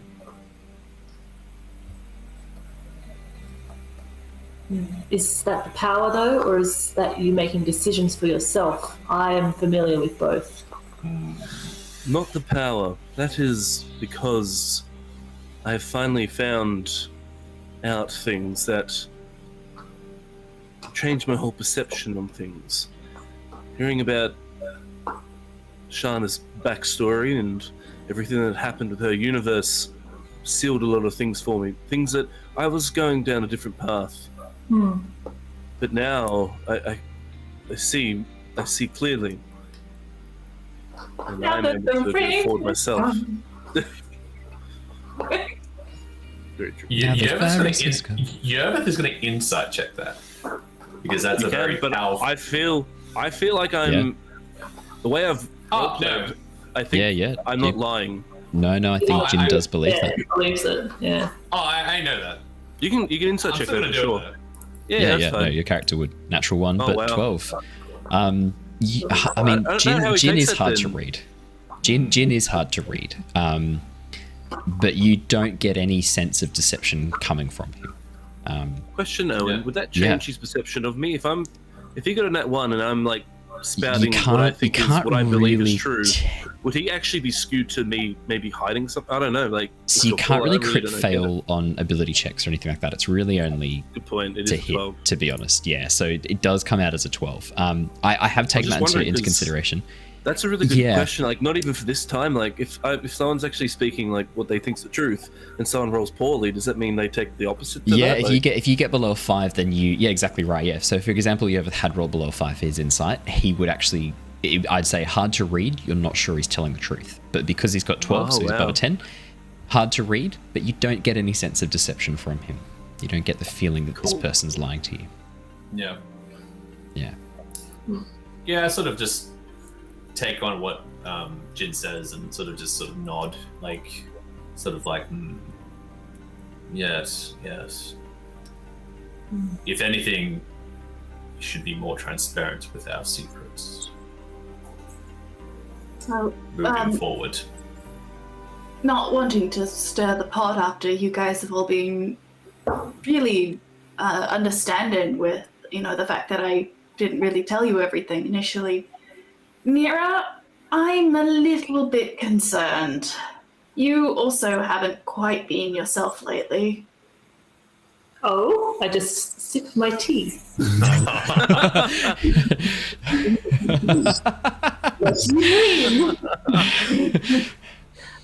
I'm not gonna push if you don't want to talk about it.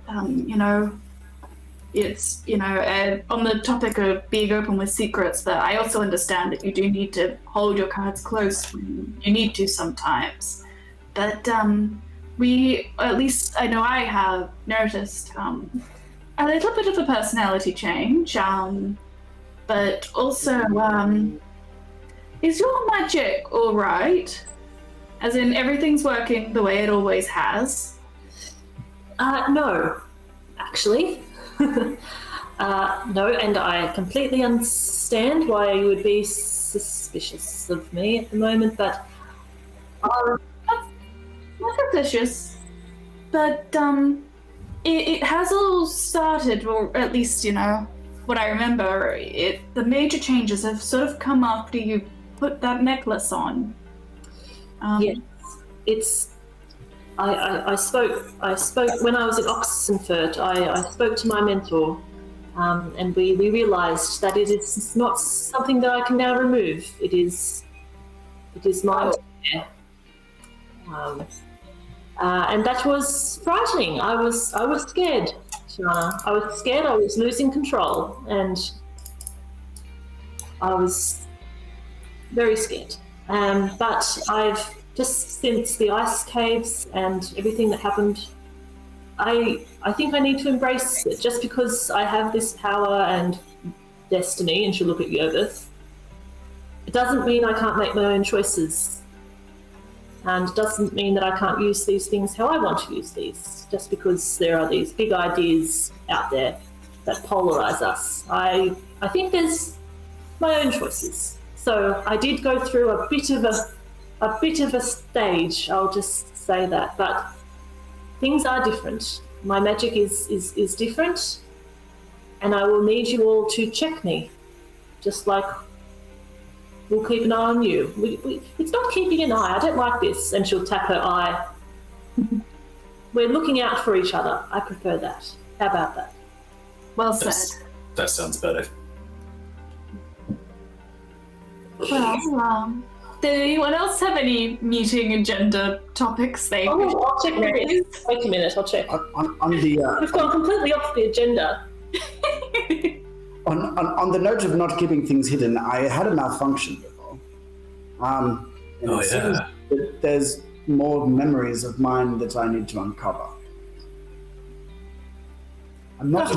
How do we fix that for you? I have no idea. Griswold. That's what? That's rare. Yes, I was almost on fire before. Oh, Oh, what? on you didn't a tell us fine that. note. Yes, I nearly melted. In that way? Yes, Oh. Oh, I quenched it. It was okay, but yeah. So I have stored memories that apparently, according to a very old friend of mine, I need to uncover. I do that. Sorry? How do you do that? Oh, well, to be perfectly honest, I don't 100% know how my memories are actually stored. I know that they are in here somewhere, but the fact that they've been either overwritten or corrupted is worrying, I guess. okay. That's a concern. I mean, there's a lot in there. I've been around for a very long time. No, you have, yes, but it's not like we can just take you to the Warforged shop and get you looked at. It's a bit more complicated than that. Did you just laugh? Yes. I'm sorry, I am unfamiliar with this. I don't really know how it all works. How to laugh? That's sad for you. Wait, what? I believe we have miscommunication. I think so. Okay. I think maybe we should start with Griswold back in Oxenford. Maybe they could unlock some things. I'm not sure if they're a qualified doctor. I never checked the resume. Oh, shit. Who's Griswold? Griswold is our... you're going to meet him. He's our resident inventor at the... Oh. He's quite a fine fellow. He helped me with this and shows the little spinning cube in his chest. Oh, yeah, which you haven't shown anyone yet. Oh, yes. Oh, my. I have that giant rune that we found at the floating city. I put it in my chest. Oh, that's new? I don't know seen this. I wanted to see what would happen. And what has happened? The fire could possibly be a part of it, yes. And your memory banks, maybe. I have the ability to cast elemental magic now, but not with much control. Oh, good for you. We'll see if that decision has unknown consequences as well. I look around at everyone and look how changed they've become just through this. Or Jin with his sword and his tattoo, and Yervith with his freaking dragon. Yeah. Shana, who's snaky, and giant rune man. Yeah, and I'm like, change is good. Yes. Inevitable. Necessary. But, I don't relish going back to Oxenford, but your guild sounds exciting, so that's keeping me going. What cities look like now? oh yes, don't worry. I'm sure it will be a very gentle landing back in the guild. There's all completely sensible people. Should have asked this earlier, but are there other people like me in the city? Is there? You've seen other people like her in the jungles of Nunia. Yeah. Yuan-Ti. You've not seen any of them in the cities before. Amongst the adventuring guild, I'm sure you'll be accepted. I was. Yeah. They're a quirky bunch, Well, the Adventurers Guild. Do we need to? I think we need to stop into Drifthaven first. Pick up Yes, I some need to drop off my supplies. head! Oh, you Oh, need yes. to do this. It'd be good You for just- Eleanor and I to hunt as well. I need to see what she's capable of. Actually, Not that I doubt her or anything. that was something I was going to ask. I remember that we were going to talk about finances, and I've been hearing Leosin muttering to himself up on the deck. Ah, yeah. Sorry, my dear. You're very busy with Barry. Yes. Me and Leosin had a chat. I gave him 20,000 silver pieces from our stash, party stash, and Wow. that has gone towards the ship. We are now practically broke for our party stash. Oh. Well, I had a thought. And it's a bit of a left field thought, but I wanted to bring it up as our fifth agenda point. I'm wondering if in Drifthaven or in Oxenfurt there is maybe a fight circle. I hear that you can get pretty good money, and we're adventurers, and you need to test out. There were a number of things I thought you were going to say then. Fight Circle was Fight not one of Circle. them. I was not expecting that. It's like, maybe we could find some people we could help. Maybe there's some treasure we could go locate. Let's go fuck some people up. I was not expecting that. Yes, what do you think? I think in these fight rooms. Or we could find some work in Drifthaven, or yes, that's true. Voice in my head. Yes. Eleanor, do you like the idea of fighting people in an arena? Confusion meets you. Yeah.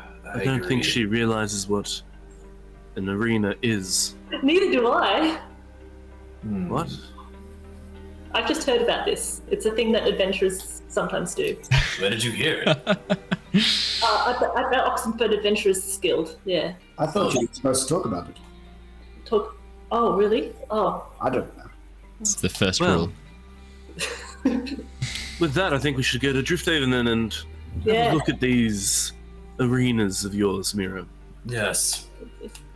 I would like to deliver the head and see the reaction there. I think that I will put it in a box and warn them before the hand, in case they don't want to see a head, because you guys did point out that may not be entirely appropriate. Did that head just blink?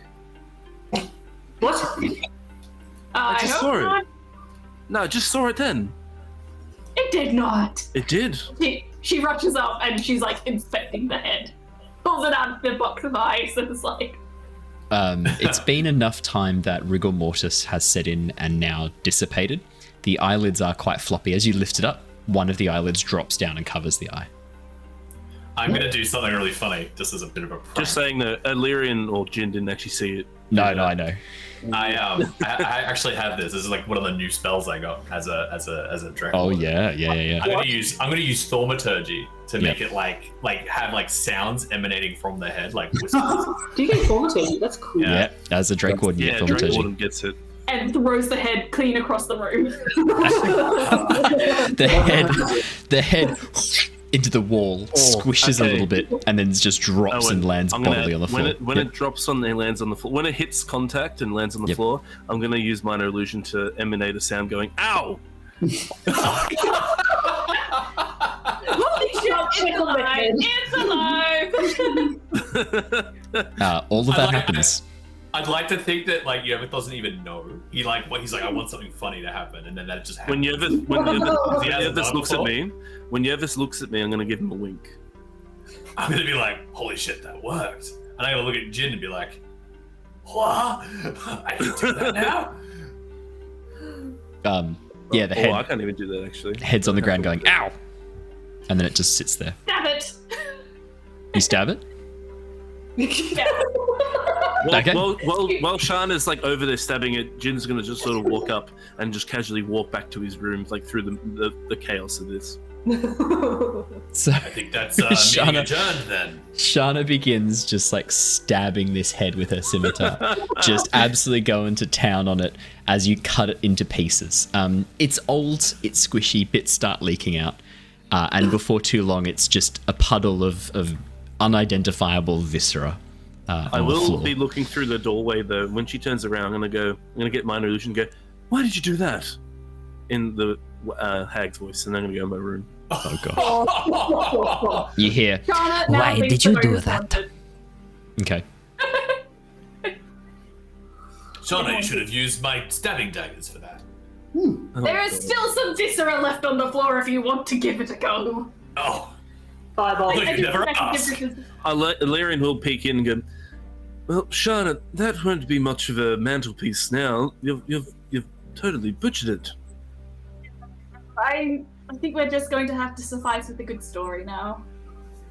What a shame. I have mending. I mean, you can still. I'm going to tell you right now.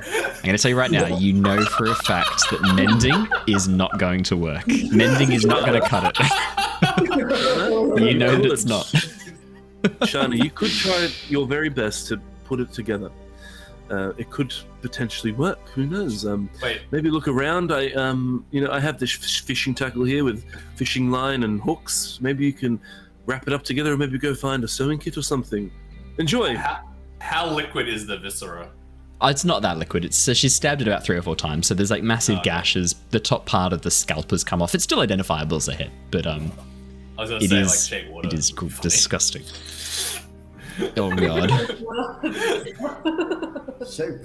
I could make it into a smaller version, a shrunken head if I took all the water out with shake water. Mira, I love that idea. Let's do it. Okay. Shrunken sea hag head. That's gotta be an item somewhere. Jin's already walked out, so. It's got to be an artifact of power. Let me just quickly... All right, there's one thing I want to check about shape water. You choose an area of water that you can see. Yes, the head contains hydrogen dioxide, otherwise known as water. Yes. It is not water, though. It is bound up in the form of blood and bone and tissue. I am not allowing this bullshit. Otherwise, if I allow this, then the next question is going to be, I'd like to like cast Blight, but instead of actually using the spell, I'm just going to use Shape Water to draw the moisture out of them. Yeah. There's a spell for that. Before. It's called Blight. No, Yeah. you're not bloodbenders. It doesn't work like that. What if I shape water the plural cavity? You have revealed your hand too early there, Claire. I know for a fact the plural cavity is not just water. I know there's proteins and triglycerides in there. You're not tricking me. Not happening. Nice try. Next, you'll say cerebrospinal fluid. You could pull the spit out of their mouth. I'd allow. No, it's got immunoglobulin A. No, you can't pull the spit out. No. Damn. By that same logic, you probably can't shape water seawater either. Then. Yeah. I'm allowing seawater because. No, I'm not. I'm not allowing seawater anymore. You've played yourselves. No. I'll allow seawater. Technically, even lake water's got dissolved minerals in it, so you can't use that either. No. I will allow alkaline water. Alkaline water. Do you want to bleach? It's not alkaline water. No. I think the answer is, if it is called water, you can shape water. If it is called blood, plura. If it is called cerebrospinal fluid, it is not water. I'm going to go by the old definition of its name, and that's what we're going to stick with. I'm going to define things by how they've already been defined. Come on, a shrunken head would have been pretty cool. I'm sure you can think of a way to do that with the materials you have on hand. You have them. Everything you would need to do that is already there. I know for a fact it is. Can I replace Leosin's bread with the head and put it in the fridge and just Jesus. Just use some salt, you psychopaths. Just get some salt. Just use salt. What's wrong with you people? Alright. Oh yeah. Salt. We put the head in the salt and then we move it into like a quiet corner in the engine bay where it's nice and warm to speed up the process. Oh, I've got the perfect spot for that. Arvel comes down like for his morning shift, opens up the boiler. What is that? Yeah. Okay. This has a note on it. My question Shrunken is, head in process, please don't touch. are you doing this? Sticky note. Yeah. You're both doing this. Yeah. Okay. Could you please roll me a D100? I want to see if this becomes a magical artifact. I wasn't expecting this to happen. I only did one little thing. This is what happens. I love this. 58. Okay. You know that it's going to take about 4 to 5 days for the moisture to be pulled out of the head. It's going to need to be kept in the dark in a bucket completely covered in salt. As you go through the galley supplies mirror, you realize that there is enough salt to do this, but it's going to severely limit your supplies of salt for future for preserving, unless you can stock up when you get to Drifthaven. But you take the salt out of the barrel, put it into a small bucket, fully immerse the head, and then take it downstairs and pack it up near the engine. Okay, you have a head currently being preserved in your engine room. Not what I expected to say tonight. Not a sentence I was predicting I would say. It's fair. Somewhere okay. in my Google search history is how to make a shrunken head. Is there actually though? Did you Google it? Yeah, I totally Googled it. How close was I? Because I was just using logic. Just out of interest. I just for future reference, I want to know how close I was to knowing how to preserve a shrunken head. I mean, I've preserved the victims of my murders in the past, but not just the head. It's normally been the whole body. Yeah, and I use formaldehyde. So. Yeah, formaldehyde. Yeah, that is a carcinogen though, isn't it? You got to be careful with that. It's true. What was that? Sorry. I think formaldehyde is a carcinogen, unfortunately. Yeah, sorry about that. I think, wasn't it also partially why alcohol is carcinogen because of how it's metabolized? Well, I'm not stopping. I'm not stopping drinking beer, and I'm not apologizing. So. Yeah. Look, yes. Alrighty. Yeah. Apparently, you're making a shrunken head. You boil it in water that has been saturated with herbs containing tannins, and then dried on hot rocks and So sand. It's a T. You preserve it in T. Wild in tea. What do we have a lot of? Yes, excellent. Okay. No one is to use the teapot for the next 48 hours. Why only Don't think I'll ever use 48? a teapot again. Oh god. Okay. All right. So, while this is happening, while you guys are doing this, there's a sudden change in pressure around the ship. And for a few seconds, the ship is in free fall before suddenly catching itself and moving forward again. You feel gravity shift and change, and then suddenly the ship's in full motion again. Coming through the series of pipes and tubes that have been set up across the ship to communicate, you hear Leosin's voice. I think you're going to want to get up on deck. There's something's coming quick. Yes, that's All hands on enough. deck, all hands on deck! As he seems somewhat stunned for a few moments and then starts calling out. Yeah, run up the deck. I'll Quick take start. you all up to the top deck. Oh my god. What's We haven't happening? had a long rest, have we? Oh, we haven't. You have not. Oh, We had that one long rest before. We've at least we had went a fight short dragon. rest, probably. Yeah, you've had time for a short rest. So I'm gonna do that. Yeah, I don't think I actually. I only used one spell in that long rest time. The biggest one, unfortunately, but that's fine. I only lost 1 HP. But I might as well use it. Because we had the long One rest, spell slot. ice bubble. Alrighty, as you all arrive on deck, you can see Orathator standing at the prow of the ship, still in this half-dragon form, looking out, scanning the skies. Leosin comes up as you emerge from the stairs behind you, goes, something just buzzed the ship. Flew by really close. I mean, really close. Something big. Orathator, he says he saw something in the clouds, and then suddenly... I'm just concerned. I think something's coming. Listen, relax. Calm down. We're here. Oh, okay. Yes, right. Just be careful. Eyes on alert. As he says that, suddenly this burst of lightning comes from the side of the ship, arcing from the clouds below you up towards the sky. Emerging from a patch of clouds, swiping up as it emerges from the cloud bank, is a massive blue dragon. And just as it emerges from the cloud bank, Orathator transforms into his full large dragon size and cries out back, "There is another. To arms!" And emerging from the shadow in front of the white dragon, a black dragon bursts through the cloud bank. Oh, shit. Orathator leaps off the deck of the ship and begins engaging with the black dragon. The blue dragon, however, flies overhead, coming across the ship and hovering in place on the other side, flapping its powerful wings. That's going to be initiative, everybody. Is fair. I was not expecting dragon. Oh wow. 2 dragons. Two dragons, yeah. Oh, sorry, don't roll anything yet. I'll just delete all your tokens, and now you can click on your tokens and roll your initiative. Oh my god. 2 I can't. Can I re-roll my initiative? Nope, you cannot. What was your initiative? 6. 6.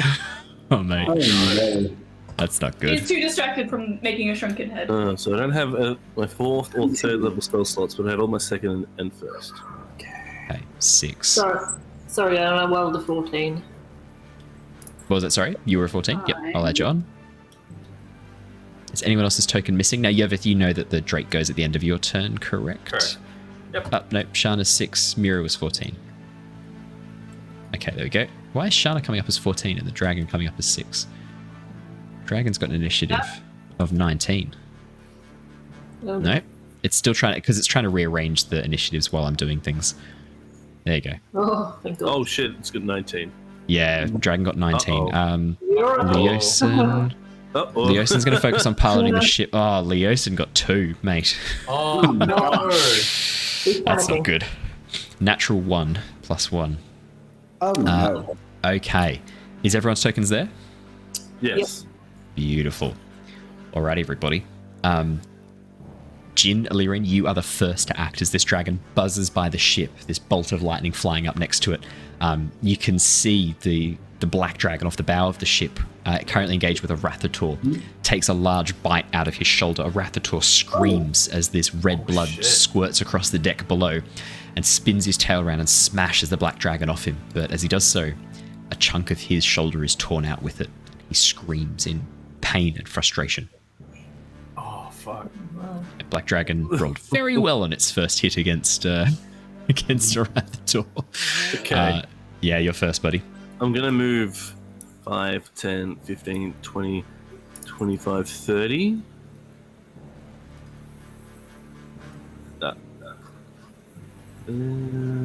Let's see. Okay, so I'm going to do a bardic inspiration first off of my bonus action. Mm-hmm. And I'm going to actually do that on... I can just hit Leosin. I think it might be pretty pivotal considering he's actually flying the ship. Okay, so bardic inspiration for Leosin. Just in case he has any ability checks he needs to do or saving throws. in the He next 10 absolutely minutes. has ability checks he will need to do for flying the ship. I will give him a bardic inspiration. I think that's pretty pivotal. Alrighty, so yeah, bonus action, bardic inspiration. Okay, bonus yeah, Movement that's bonus done. action done. Action. Okay. I would like to get into a fetal position and cry. If I could please be allowed to die quietly with dignity. I'm going to cast Yes. Fairy Fire on the blue dragon. Okay, yeah. I make a dexterity saving throw for the dragon. Yes. Oh, you are amazing. Let me know That's what you an roll. 18. Just passes. Jeez. It's okay. Yeah. That's only a first level spell slot. I can sort of do it again. Good idea, though. Such a good idea. That's As you conjure this glowing energy, the dragon just beats its powerful wings, pushing this energy away. The wind literally buffeting this effect as it just ducks underneath and then raises itself once again. Anything else on your turn, Jin? I'm gonna shout out to everyone. Everybody, try to spread out. Breath weapons. Bad news. As I'm just running ahead, trying to basically spread out and yeah. Okay. I think that's yeah. it though. I can do really. So Yep, absolutely. The dragon's going to fly 5, 10, 15, 20, 25, 30, 35, 40, 45 up towards here. Maybe even 50, 55. And as it lands heavily on the deck of the ship, you see its horn begin glowing, and these chinks of these gaps in its scale armor begin glowing with this brilliant blue. And it leans down, opens its mouth, and exhales. So it's a 90-foot line. Oh, So that's that's everyone. basically everyone. And I think Leosin's just within range as well. It's every What's the, creature within 5 foot wide. So it's No. only 5 foot wide, actually. So no, it's not everyone. He has to make a decision. Because if he goes down the middle like this, he's going to miss Yervith and miss Lockie. Oh, he can't reach Leosin too. He can't reach Leosin. Yeah, so it's not enough to hit Leosin. Yeah, he's just... it's going to go with the original, which is what I was planning, which is there. So, Yervith, you're okay, but everyone else is within range of this, it looks like. So that's going to be... Including Shana? No, Shana's Oh, fine. not Sorry, yeah, Shana. Shana, you're well out. Yeah, you're well Does out. Lockie- Does Lockie so is get Lockie. hit? Yeah, Lockie. I think Lockie just gets... Let me just have a look. Oh, I think Lockie might just be out of range. 5 foot, that point of the corner. I think he's probably okay. Wait, hold on. Lockie- Is that so? The line, and then is it like 2.5 feet on either side of the line? Exactly. Yeah. You could draw Oh, wow. a thick 5 foot line. If you could do a 5 foot line, that'd be way easier. It's it'd be really nice, wouldn't touch and go, man. Yeah. I'm gonna rule that Lockie is just within range. However, this is going to play against anything else you guys do that spells are in a line. If it's within a grid space of it, I'm going to rule that it does hit. So, Lockie, you'll get to use this if you ever do any line things as well. Okay. All right, everybody. Can I have everybody please make me a dexterity saving throw? High rolls only, please. Oh, that's... Yeah, Lockie is within got a range. 25. Okay, bugger. That's a 9. 25. Yeah, pretty good. that's a good idea using the square. That's brilliant. Yeah. So, yeah, Lockie is just within range, He unfortunately. would, yeah, because if you Yeah. lined it up, Angled Yeah. it. yeah, Okay, what so happened? Jin passes, Mira fails, Lockie fails. Yervith, could I get you to roll for your Drake, please? Do you have your Drake Yeah. sets? It's just under features. I do. and Yeah, I'm beautiful. also gonna pop an absorb element spell crystal. Your Drake is currently green, isn't it? Yes, it's currently green. Yeah. Okay. Yeah, that's a bugger. Shame it's not blue. You're going to drop absorb elements? Okay, cool. I better roll some damage. I'm going to move my reaction. So what? I'll take half damage and then I'll half that damage. Can I burn a Flash of Genius to add 4 to that roll? Would that pass it? That would pass. No, it wouldn't. 18, right? Oh, Okay. That wouldn't pass. DC 19 dex for an adult blue dragon. Yeah, Wow. sorry guys. Okay. okay. Yeah, sorry. So, I'm really sorry. Everyone who failed that. So, Yervith, Drake, Lockie, Mira, you guys take. Just quickly. Yes. I remember, like, not Yervith, but everyone else also bought the absorb element spell crystals. I know you guys will have your own individuals. I'm pretty sure. I know some of them have been used. Oh. Check your By me, inventories. I've been using them, but I had like 5 or 6. I've still got about 2 or 3 left.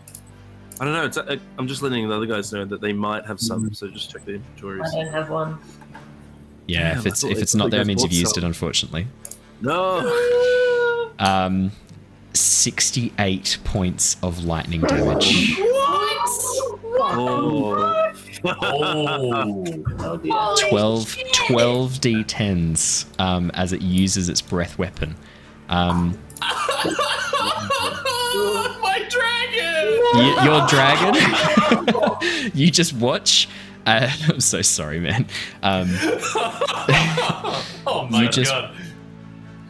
You just watch as the dragon wow. just vanishes. It just disappears. It is gone. my You just God. watch it is vaporized by this. Oh no. So Jin, you take half damage. So I down take to half damage 34, again, and then so I'm half damage 17. again. Exactly. So not too bad. Oh my man. Can I have someone please roll a d6 for me to see if it gets its breath weapon back? Oh, I'm not doing that. I'm not doing that. Shana. Hold it. Shana's the only one that wasn't affected. Oh yeah, right. Shana's the only one that wasn't affected by this. Oh, Can you roll yeah, me it was fine. a d6, No, please? Yervith still lost like his dragon companion. Yeah. Yeah. Can you roll me a You were d6, please, affected. Shana? Let's see if this comes back. 6. 3's good. 3's what you want. Thank God. Okay. So the other thing that happens, each creature within the dragons, each creature of the dragon's choice within range, 120 feet, must make a whiz save or become frightened. It's not going to activate that because it has done the lightning breath. Yeah, no, it's done lightning breath instead of the frightful presence. Okay, so the dragon lands on deck and roars, this gout of lightning powering across the ship as it smacks into the wood next to Leos, and he sort of ducks away as splinters fly off and cries out, "Holy fuck!" Mira, Lockie, and Illyrian all take damage. Yervith, your Drake is just vaporized instantly and disappears immediately. Yeah. Luckily for you, as soon as there's this moment of horror as you turn across and just see the Drake vaporize. But then confusion, you can still feel its presence. You can still feel there's this moment of fear and pain as it's evaporated, but then this resolve, this will to fight wells within you again, and you feel the Drake's presence. And you know that you can summon it again if you need, using any spell slots you might have. Oh, that might actually explain Oi. to Yervith then that he doesn't need to feed it if it's magic. Yeah, I think he's just figured that out. Yeah. That's the adult blue dragon's go. It's not going to use the rest of its movement. It's going to stand on the ship and roar. Actually, no, it will call out. Fighting against Severin is a bad idea. Traces will be torn from the sky, and these usurpers will be punished. The horn was not yours to destroy, as it calls out. Lockie, you're up next. Yeah. All right. So I have on my mace, I have a radiant weapon Yes. infusing, which I can expend a charge, and he has to do a con save DC 16 or be blinded. What's the Ooh, range on that's that? really good. That's good. That's a good question. I'm just actually trying to figure out what that is. That could be really It pivotal. doesn't actually say a range. It just says when you get hit by an attack, the attacker has to. Oh wait, Oh. yeah. Oh. Is lightning breath an attack? Oh, that's a good question. I'm going to allow it. I'm going to say yes, it is an attack. I will allow it. Is it a legendary action, technically? It's not a legendary action, actually. That the breath weapon's not a legendary. That's just one of its actions. So it's an action. I'm going to say it's an attack. I'm going to say this is technically, it is attacking you by exhaling lightning. Yes, it is an area of effect attack, but for the purposes of how your thing works, I think it's allowed. I think that's okay. I know that there will be people who disagree, but I'm going to rule that that is okay. Yeah, con save DC 16, so... Con save. It does have a constitution of 23, but I only rolled a 5, which is a total of 11. That's a fail. Okay, it's blinded, correct? Alright, yes, it's blinded. So the way I'm going to do this is Lockie gets hit by the lightning and takes sort of damage, but some of it sparks up into his mace and like going through the elemental in his chest and sort of redirects it back in the mace. Flashes it and blinds him. Yeah, the dragon roars in confusion as suddenly it's blinded. You think your poultry magics will stop me? As it tries to shake off this effect, clawing at its eyes with its wings, but unable to see. That's a reaction, isn't it, Lockie? So you actually still get your full turn. Yeah. Alrighty, so what I'm going to... Anything on a bonus, do I? So I changed my mind to what I'm going to do 3 times. So... Yeah, what I'll do is I'm going to launch my movement towards him. So I'm going to start. So it's 30. So 5, 10, 15, 20, 25, 30. Head towards him. And as I run towards him, the cube in his chest starts glowing again and pulsing. And I'm going to cast protection from energy on myself. Okay. Amazing. And then as a bonus action, the cogs in his shoulders will wind up again, and I'll give myself the +9. Okay. That's what I'm going to do this turn, unfortunately. Yervith, it is your go. I'm going to be looking very angry. And I'm just going to lock eyes with this creature and go, how dare you take away my child? And I am going to run up these stairs to get a better vantage point. Nice. And then run away. I love that. How dare you take my child? And then turn and run away. Yeah. To get a better vantage point. Yep. Yeah. Oh man, it's too far away for a Hunter's Mark. Oh, actually, could I cast? You could have done it first and then run. I'll allow it. Yeah. You allow it? Cool. I will cast. I'll say that sick line about him killing my child, and I'll cast Hunter's Mark. Okay. Nice. On the adult blue dragon. Yep. And then... Ooh. You can see these rulers appeering on the map. Yeah. I'm going to use an action to resummon my Drake. Hunter's Mark's a bonus action, correct? Yeah, that's fine. Yep. Because you can just use a spell slot as an action to summon your Drake. Absolutely. Yep. As you concentrate and focus... Yervith, you sort of reach within yourself and begin looking sort of at the point where you want your Drake to appear, like concentrating, closing your eyes. You feel this energy well up within you before it begins manifesting. Now, for those of you who can see, you watch as the dust begins reforming, pulling the Drake out of nothingness. What color would you like your Drake to be? It's going to be blue. It's going to be blue? No surprise. I suspected as much. I'll change its color to blue using a little token. That way we can keep track of its color. Nice. And yeah, as you resummon the Drake as blue, Yervith, your eyes change to that same color. Sweet. That's super cool. Love that. Okay. So cool. Yeah, awesome. But the dragon doesn't see this because it is currently blind. Anything else on your turn, Yervith? That was action, bonus action, movement. No, I think you're done, aren't you? I'm done. Yeah. Mira, it is your turn. Okay. Oh, dearie me. Mira's looking really bad. But this is all I can do, so... how far away are we? So... 5, 10, 15, 20... 25. And then... Mira. Yes? Okay. What happened? No, just you're running into combat. Generally, not something sorcerers do, but I respect it. I can't I'm too far away, is the problem. I respect your gumption. Yes. Yeah. I'm actually going to do something about that. So I would like to sorcery point, quicken spell. I want to quicken suggestion. Yep. Oh. Okay. On this dragon, so it's a wisdom saving throw. Yep. And the suggestion will be, I suggest you run away as far and as fast as you can. Okay. What's your DC? It is 17. That's a fail. The dragon is going to use one of its legendary resistances to instead succeed. Okay. Yeah, that's fair. Yeah, fair enough. As in you that s- case, I did as- think of this. Yeah. I'm going to action dash away. As you run up and say, I suggest you turn around and flee.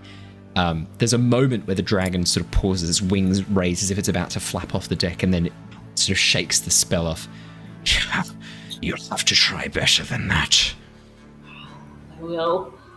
5, 10, 15. Okay. Okay. 30. I'm back here now. I like how you have to flee. He's like, no. You're like, okay, I will. I will then. Well, one of us has to. It's just awkward now. Shana. Alright, so Shana is going to run up to be within 90 feet of old Dragon Boy. So she can actually stay exactly where she is. She's exactly just 90 feet going away. to move into a place like where she's not in line with Yes. Yeah, absolutely. yeah, she's just trying to sort of get into a spot and is struggling Okay. to find a place. Let's go with probably here. And I think, is that 90 feet still? Yep. Yep, And it's still good. so as a bonus action, she's going to hex the dragon. Yep. And give him disadvantage on dex saves. On dex checks, ability checks, unfortunately. But yes, Dex not saves. saving throws. Sorry. Bummer. I know, I'm sorry. It'd be so OP if you could do that, though. Yeah. It would be cool if you did it like to like the second or third level, and then they're allowed to do something like that. Maybe like third level. I agree. But Yeah, I That'd agree. be so That'd be cool. But yep, so she does that as like the bonus action. Yep. And then she's going to Eldritch Blast him. with Okay. her- Eldritch Blast. So anyway, I started blasting. So you have advantage, I think, because it's blinded. Oh, Yervith. Yes, sorry. The Drake should have had a turn at the end of your turn. Yes. What would you like your Drake to have done, by the way? It was just going to use its action to take the dash action and get 80 feet, so right up there. feet. Yeah. So Moving up. I'm basically commanding it to like run Assist the others. at it, assist the others. Yeah. Attack! Shana, so you'll need to roll. So that's your extra necrotic damage for Hex, but you'll also need to roll Yeah, your so I attack. have to hit it for first. So I roll with Eldritch advantage. Blast. Because it's Alright, blinded, I'm I just think you gonna get. roll it twice. I think you get advantage because it's blinded at the moment. Yeah, Yeah. I believe That's that good. is correct. Let me double check. Blinded creature automatically fails any ability check that requires sight. Yep, that makes sense. Attack rolls against the creature have advantage. Yes. Oh, that's really good. Blinded's good. And Creatures' I just attack need to rolls try and figure also out have how to disadvantage. Ooh. That's really nice. It's really good. How long's the Alright, I'm blinded just last gonna roll for? it I'm twice. just One turn, I Yeah. think. Yeah, I think it's just one turn. I'm One checking it. turn. It's at the end of its turn or the start of its turn? I think it'll be the start of my turn. Oh, okay, that's cool. That means there's a full round of disadvantage. I'm just checking that though. Yeah, my memory was that it's 20's going to hit.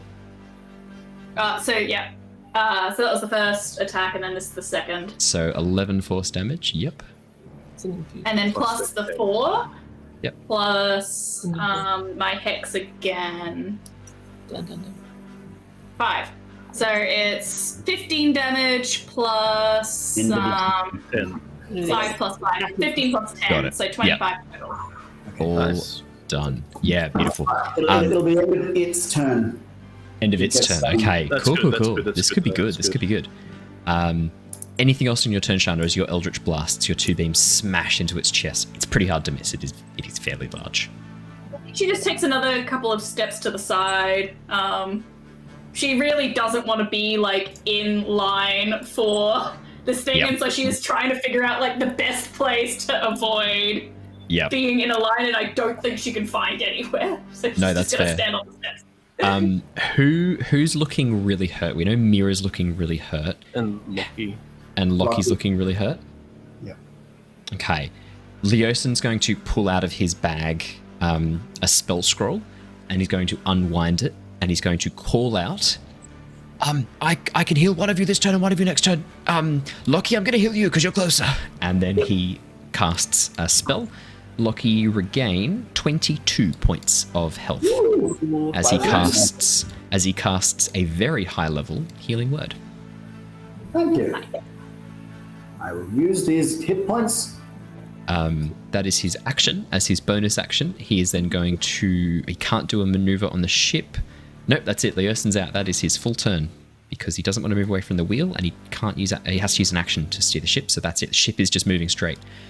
We're back up to the top. Orathator and the Black Dragon, the fight is getting more vicious. Orathator bends his neck around and freezes part of the hind leg of the Black Dragon, trying to freeze its wings up.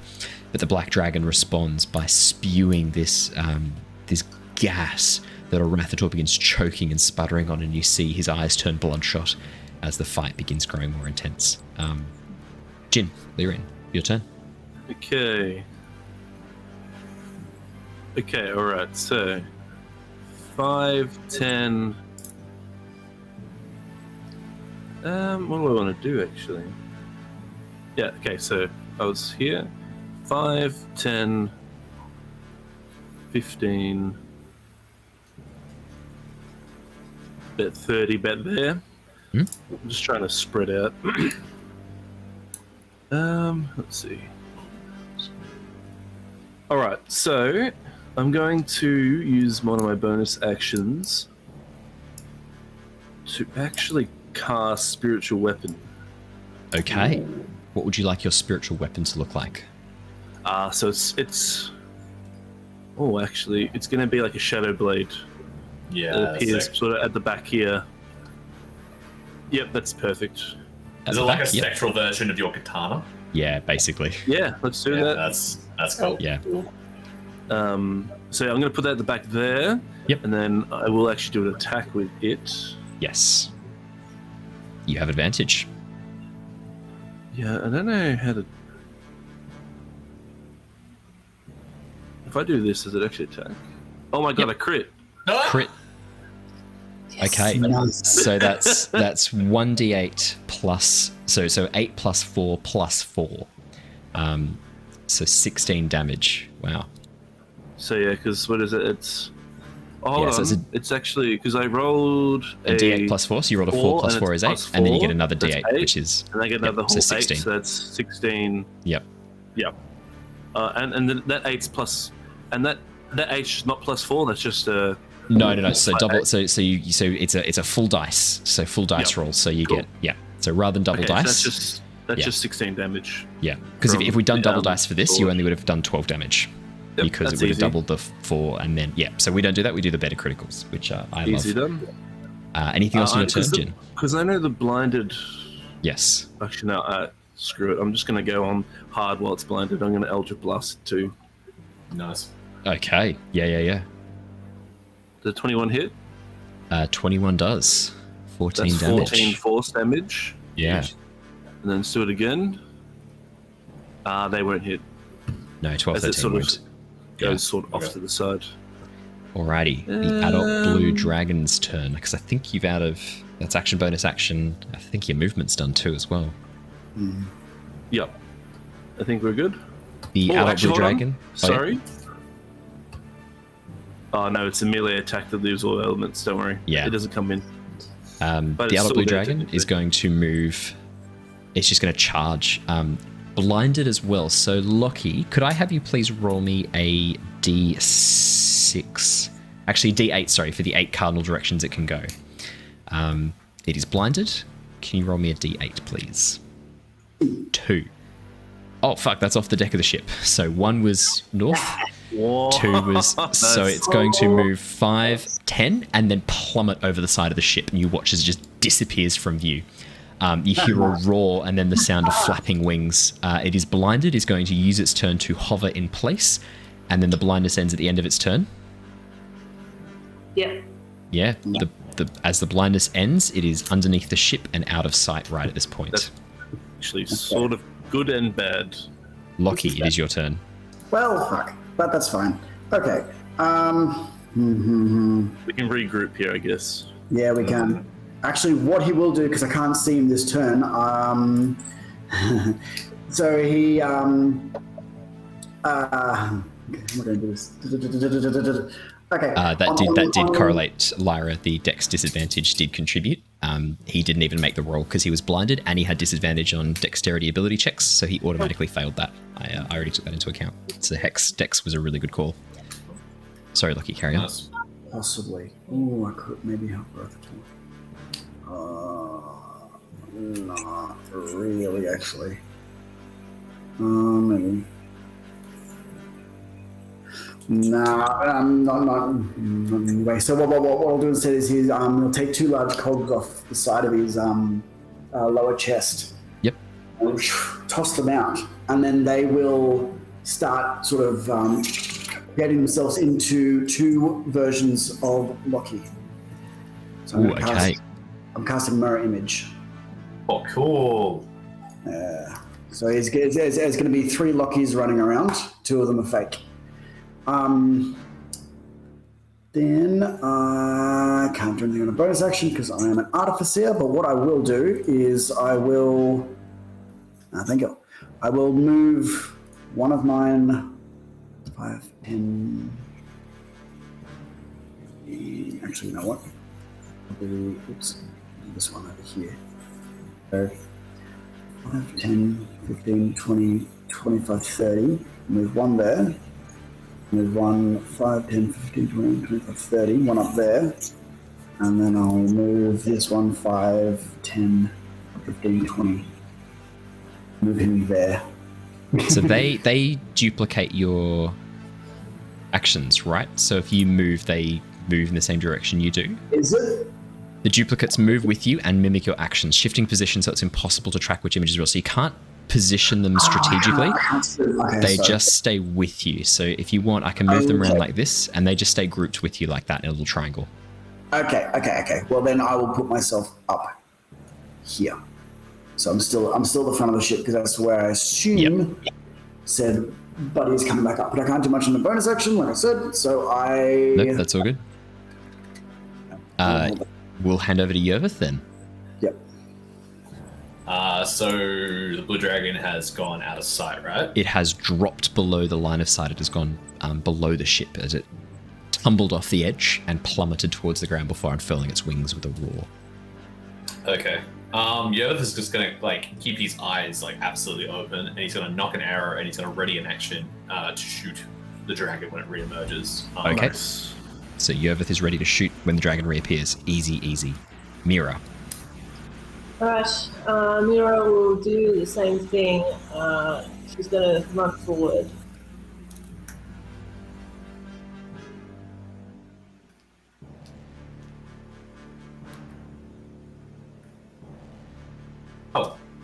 Oh, I think they just disappeared.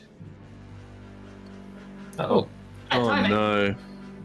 Oh, we might have just lost Claire and Michael. Yep, they're gone. Oh no. Let's give I'd them a say little they've bit had and see an how they do. internet. Yeah, I'll give it a while. Give it a sec. Give them a second, yeah. Otherwise, we can always. What was that? The ghost got them, yeah. Give us the ghost.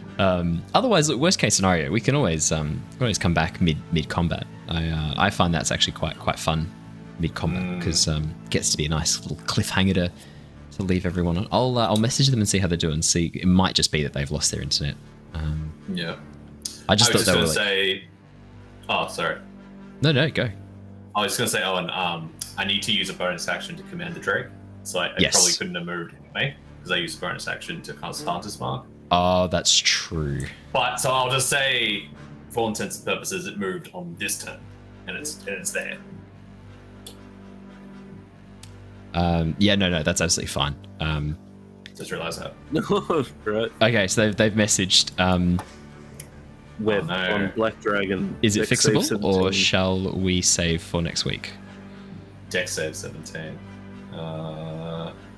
I'll do the dex save. I'll do the dex save for Web because that'll be a cool thing to end on with the Black Dragon. So let me roll a dex save for the Black Dragon.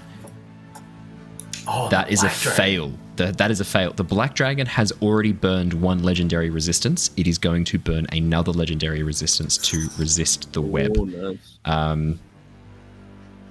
So the Black Dragon is going to burn another. So it's down to one legendary resistance left now. I think they're coming back. They're trying to reconnect.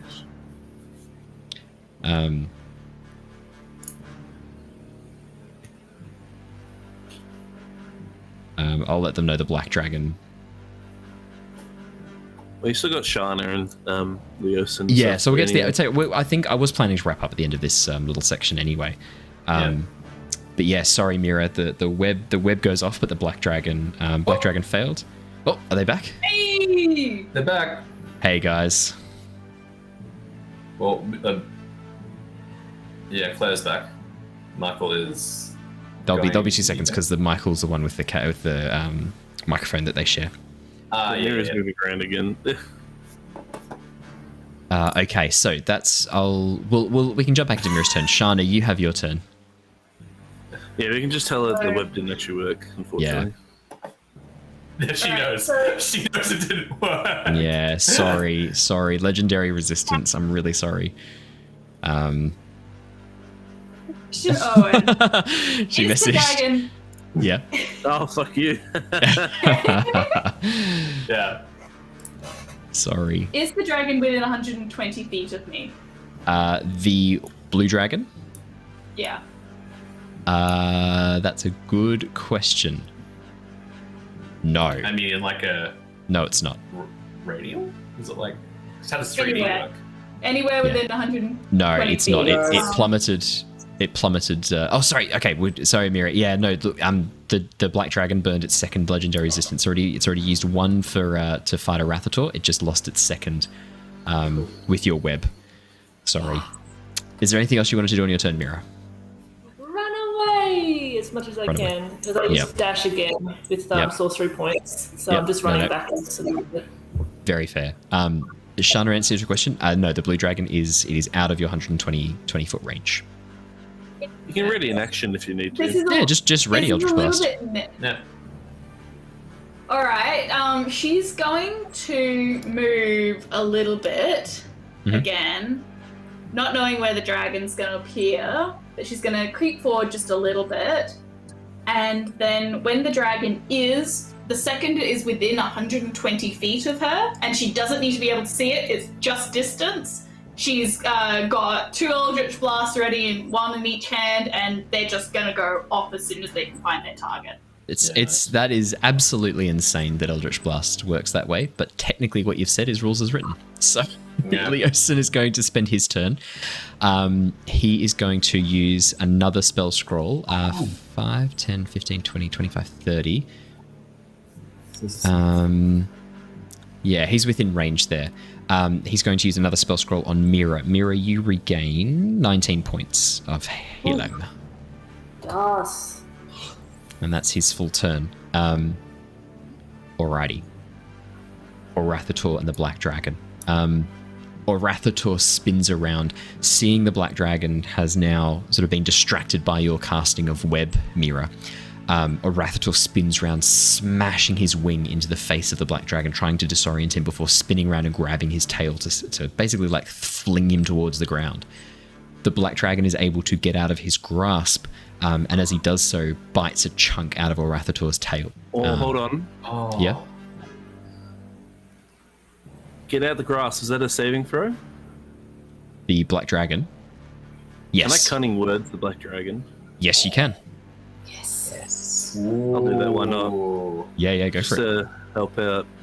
So that's just a bardic inspiration. I'm going to subtract the number from the creature's roll, so... Yep. Oh, it's only a 2. Fuck. That is enough. That is enough to make a difference. That's enough. It was one off. Orathator grabs the tail. So rather than Orathator having a chunk bitten out of his tail, Orathator grabs the tail of his Black Dragon, pinning his tail and one wing behind, and they begin plummeting out of sight, dropping towards the ground rapidly as a Rathator begins tearing into its back. Nice. Really nice. Really, really That nice. was clutch. That was That was so good. that was really good. Now I can see that this battle is not going to wrap up in the next half an hour. So Oh, I am man. going to break my cardinal rule. We are going to end Hold partway on. through a combat. Yes. Can we at least have it come back in range first and then end it? No, because then you've got to have your turn. No, we'll Aw. come back. We'll come back next turn, I promise, and all of your cool held actions will go off. Okay. So we'll I'm type gonna in write really that as a quickly. So note. Yervith Yeah. held Yeah. action. Yep, Yervith held action. Shoot. Shana held action. Elder Blast. There you go. Alrighty. Alright, lovely people. We are going to wrap things up for there. Thank you so much for joining us. We have had an absolute blast tonight. It's been a crazy session coming back. Now, we are going to be back again next Wednesday. So, until then, actually, no, come join us tomorrow night for more Avatar Legends. And then until then, we'll see you guys next Wednesday. But until then, stay safe, stay well, and we will see you all again next time. Farewell, everybody. Have a good night. See you later. Bye, guys. See you. Bye. See ya. Bye.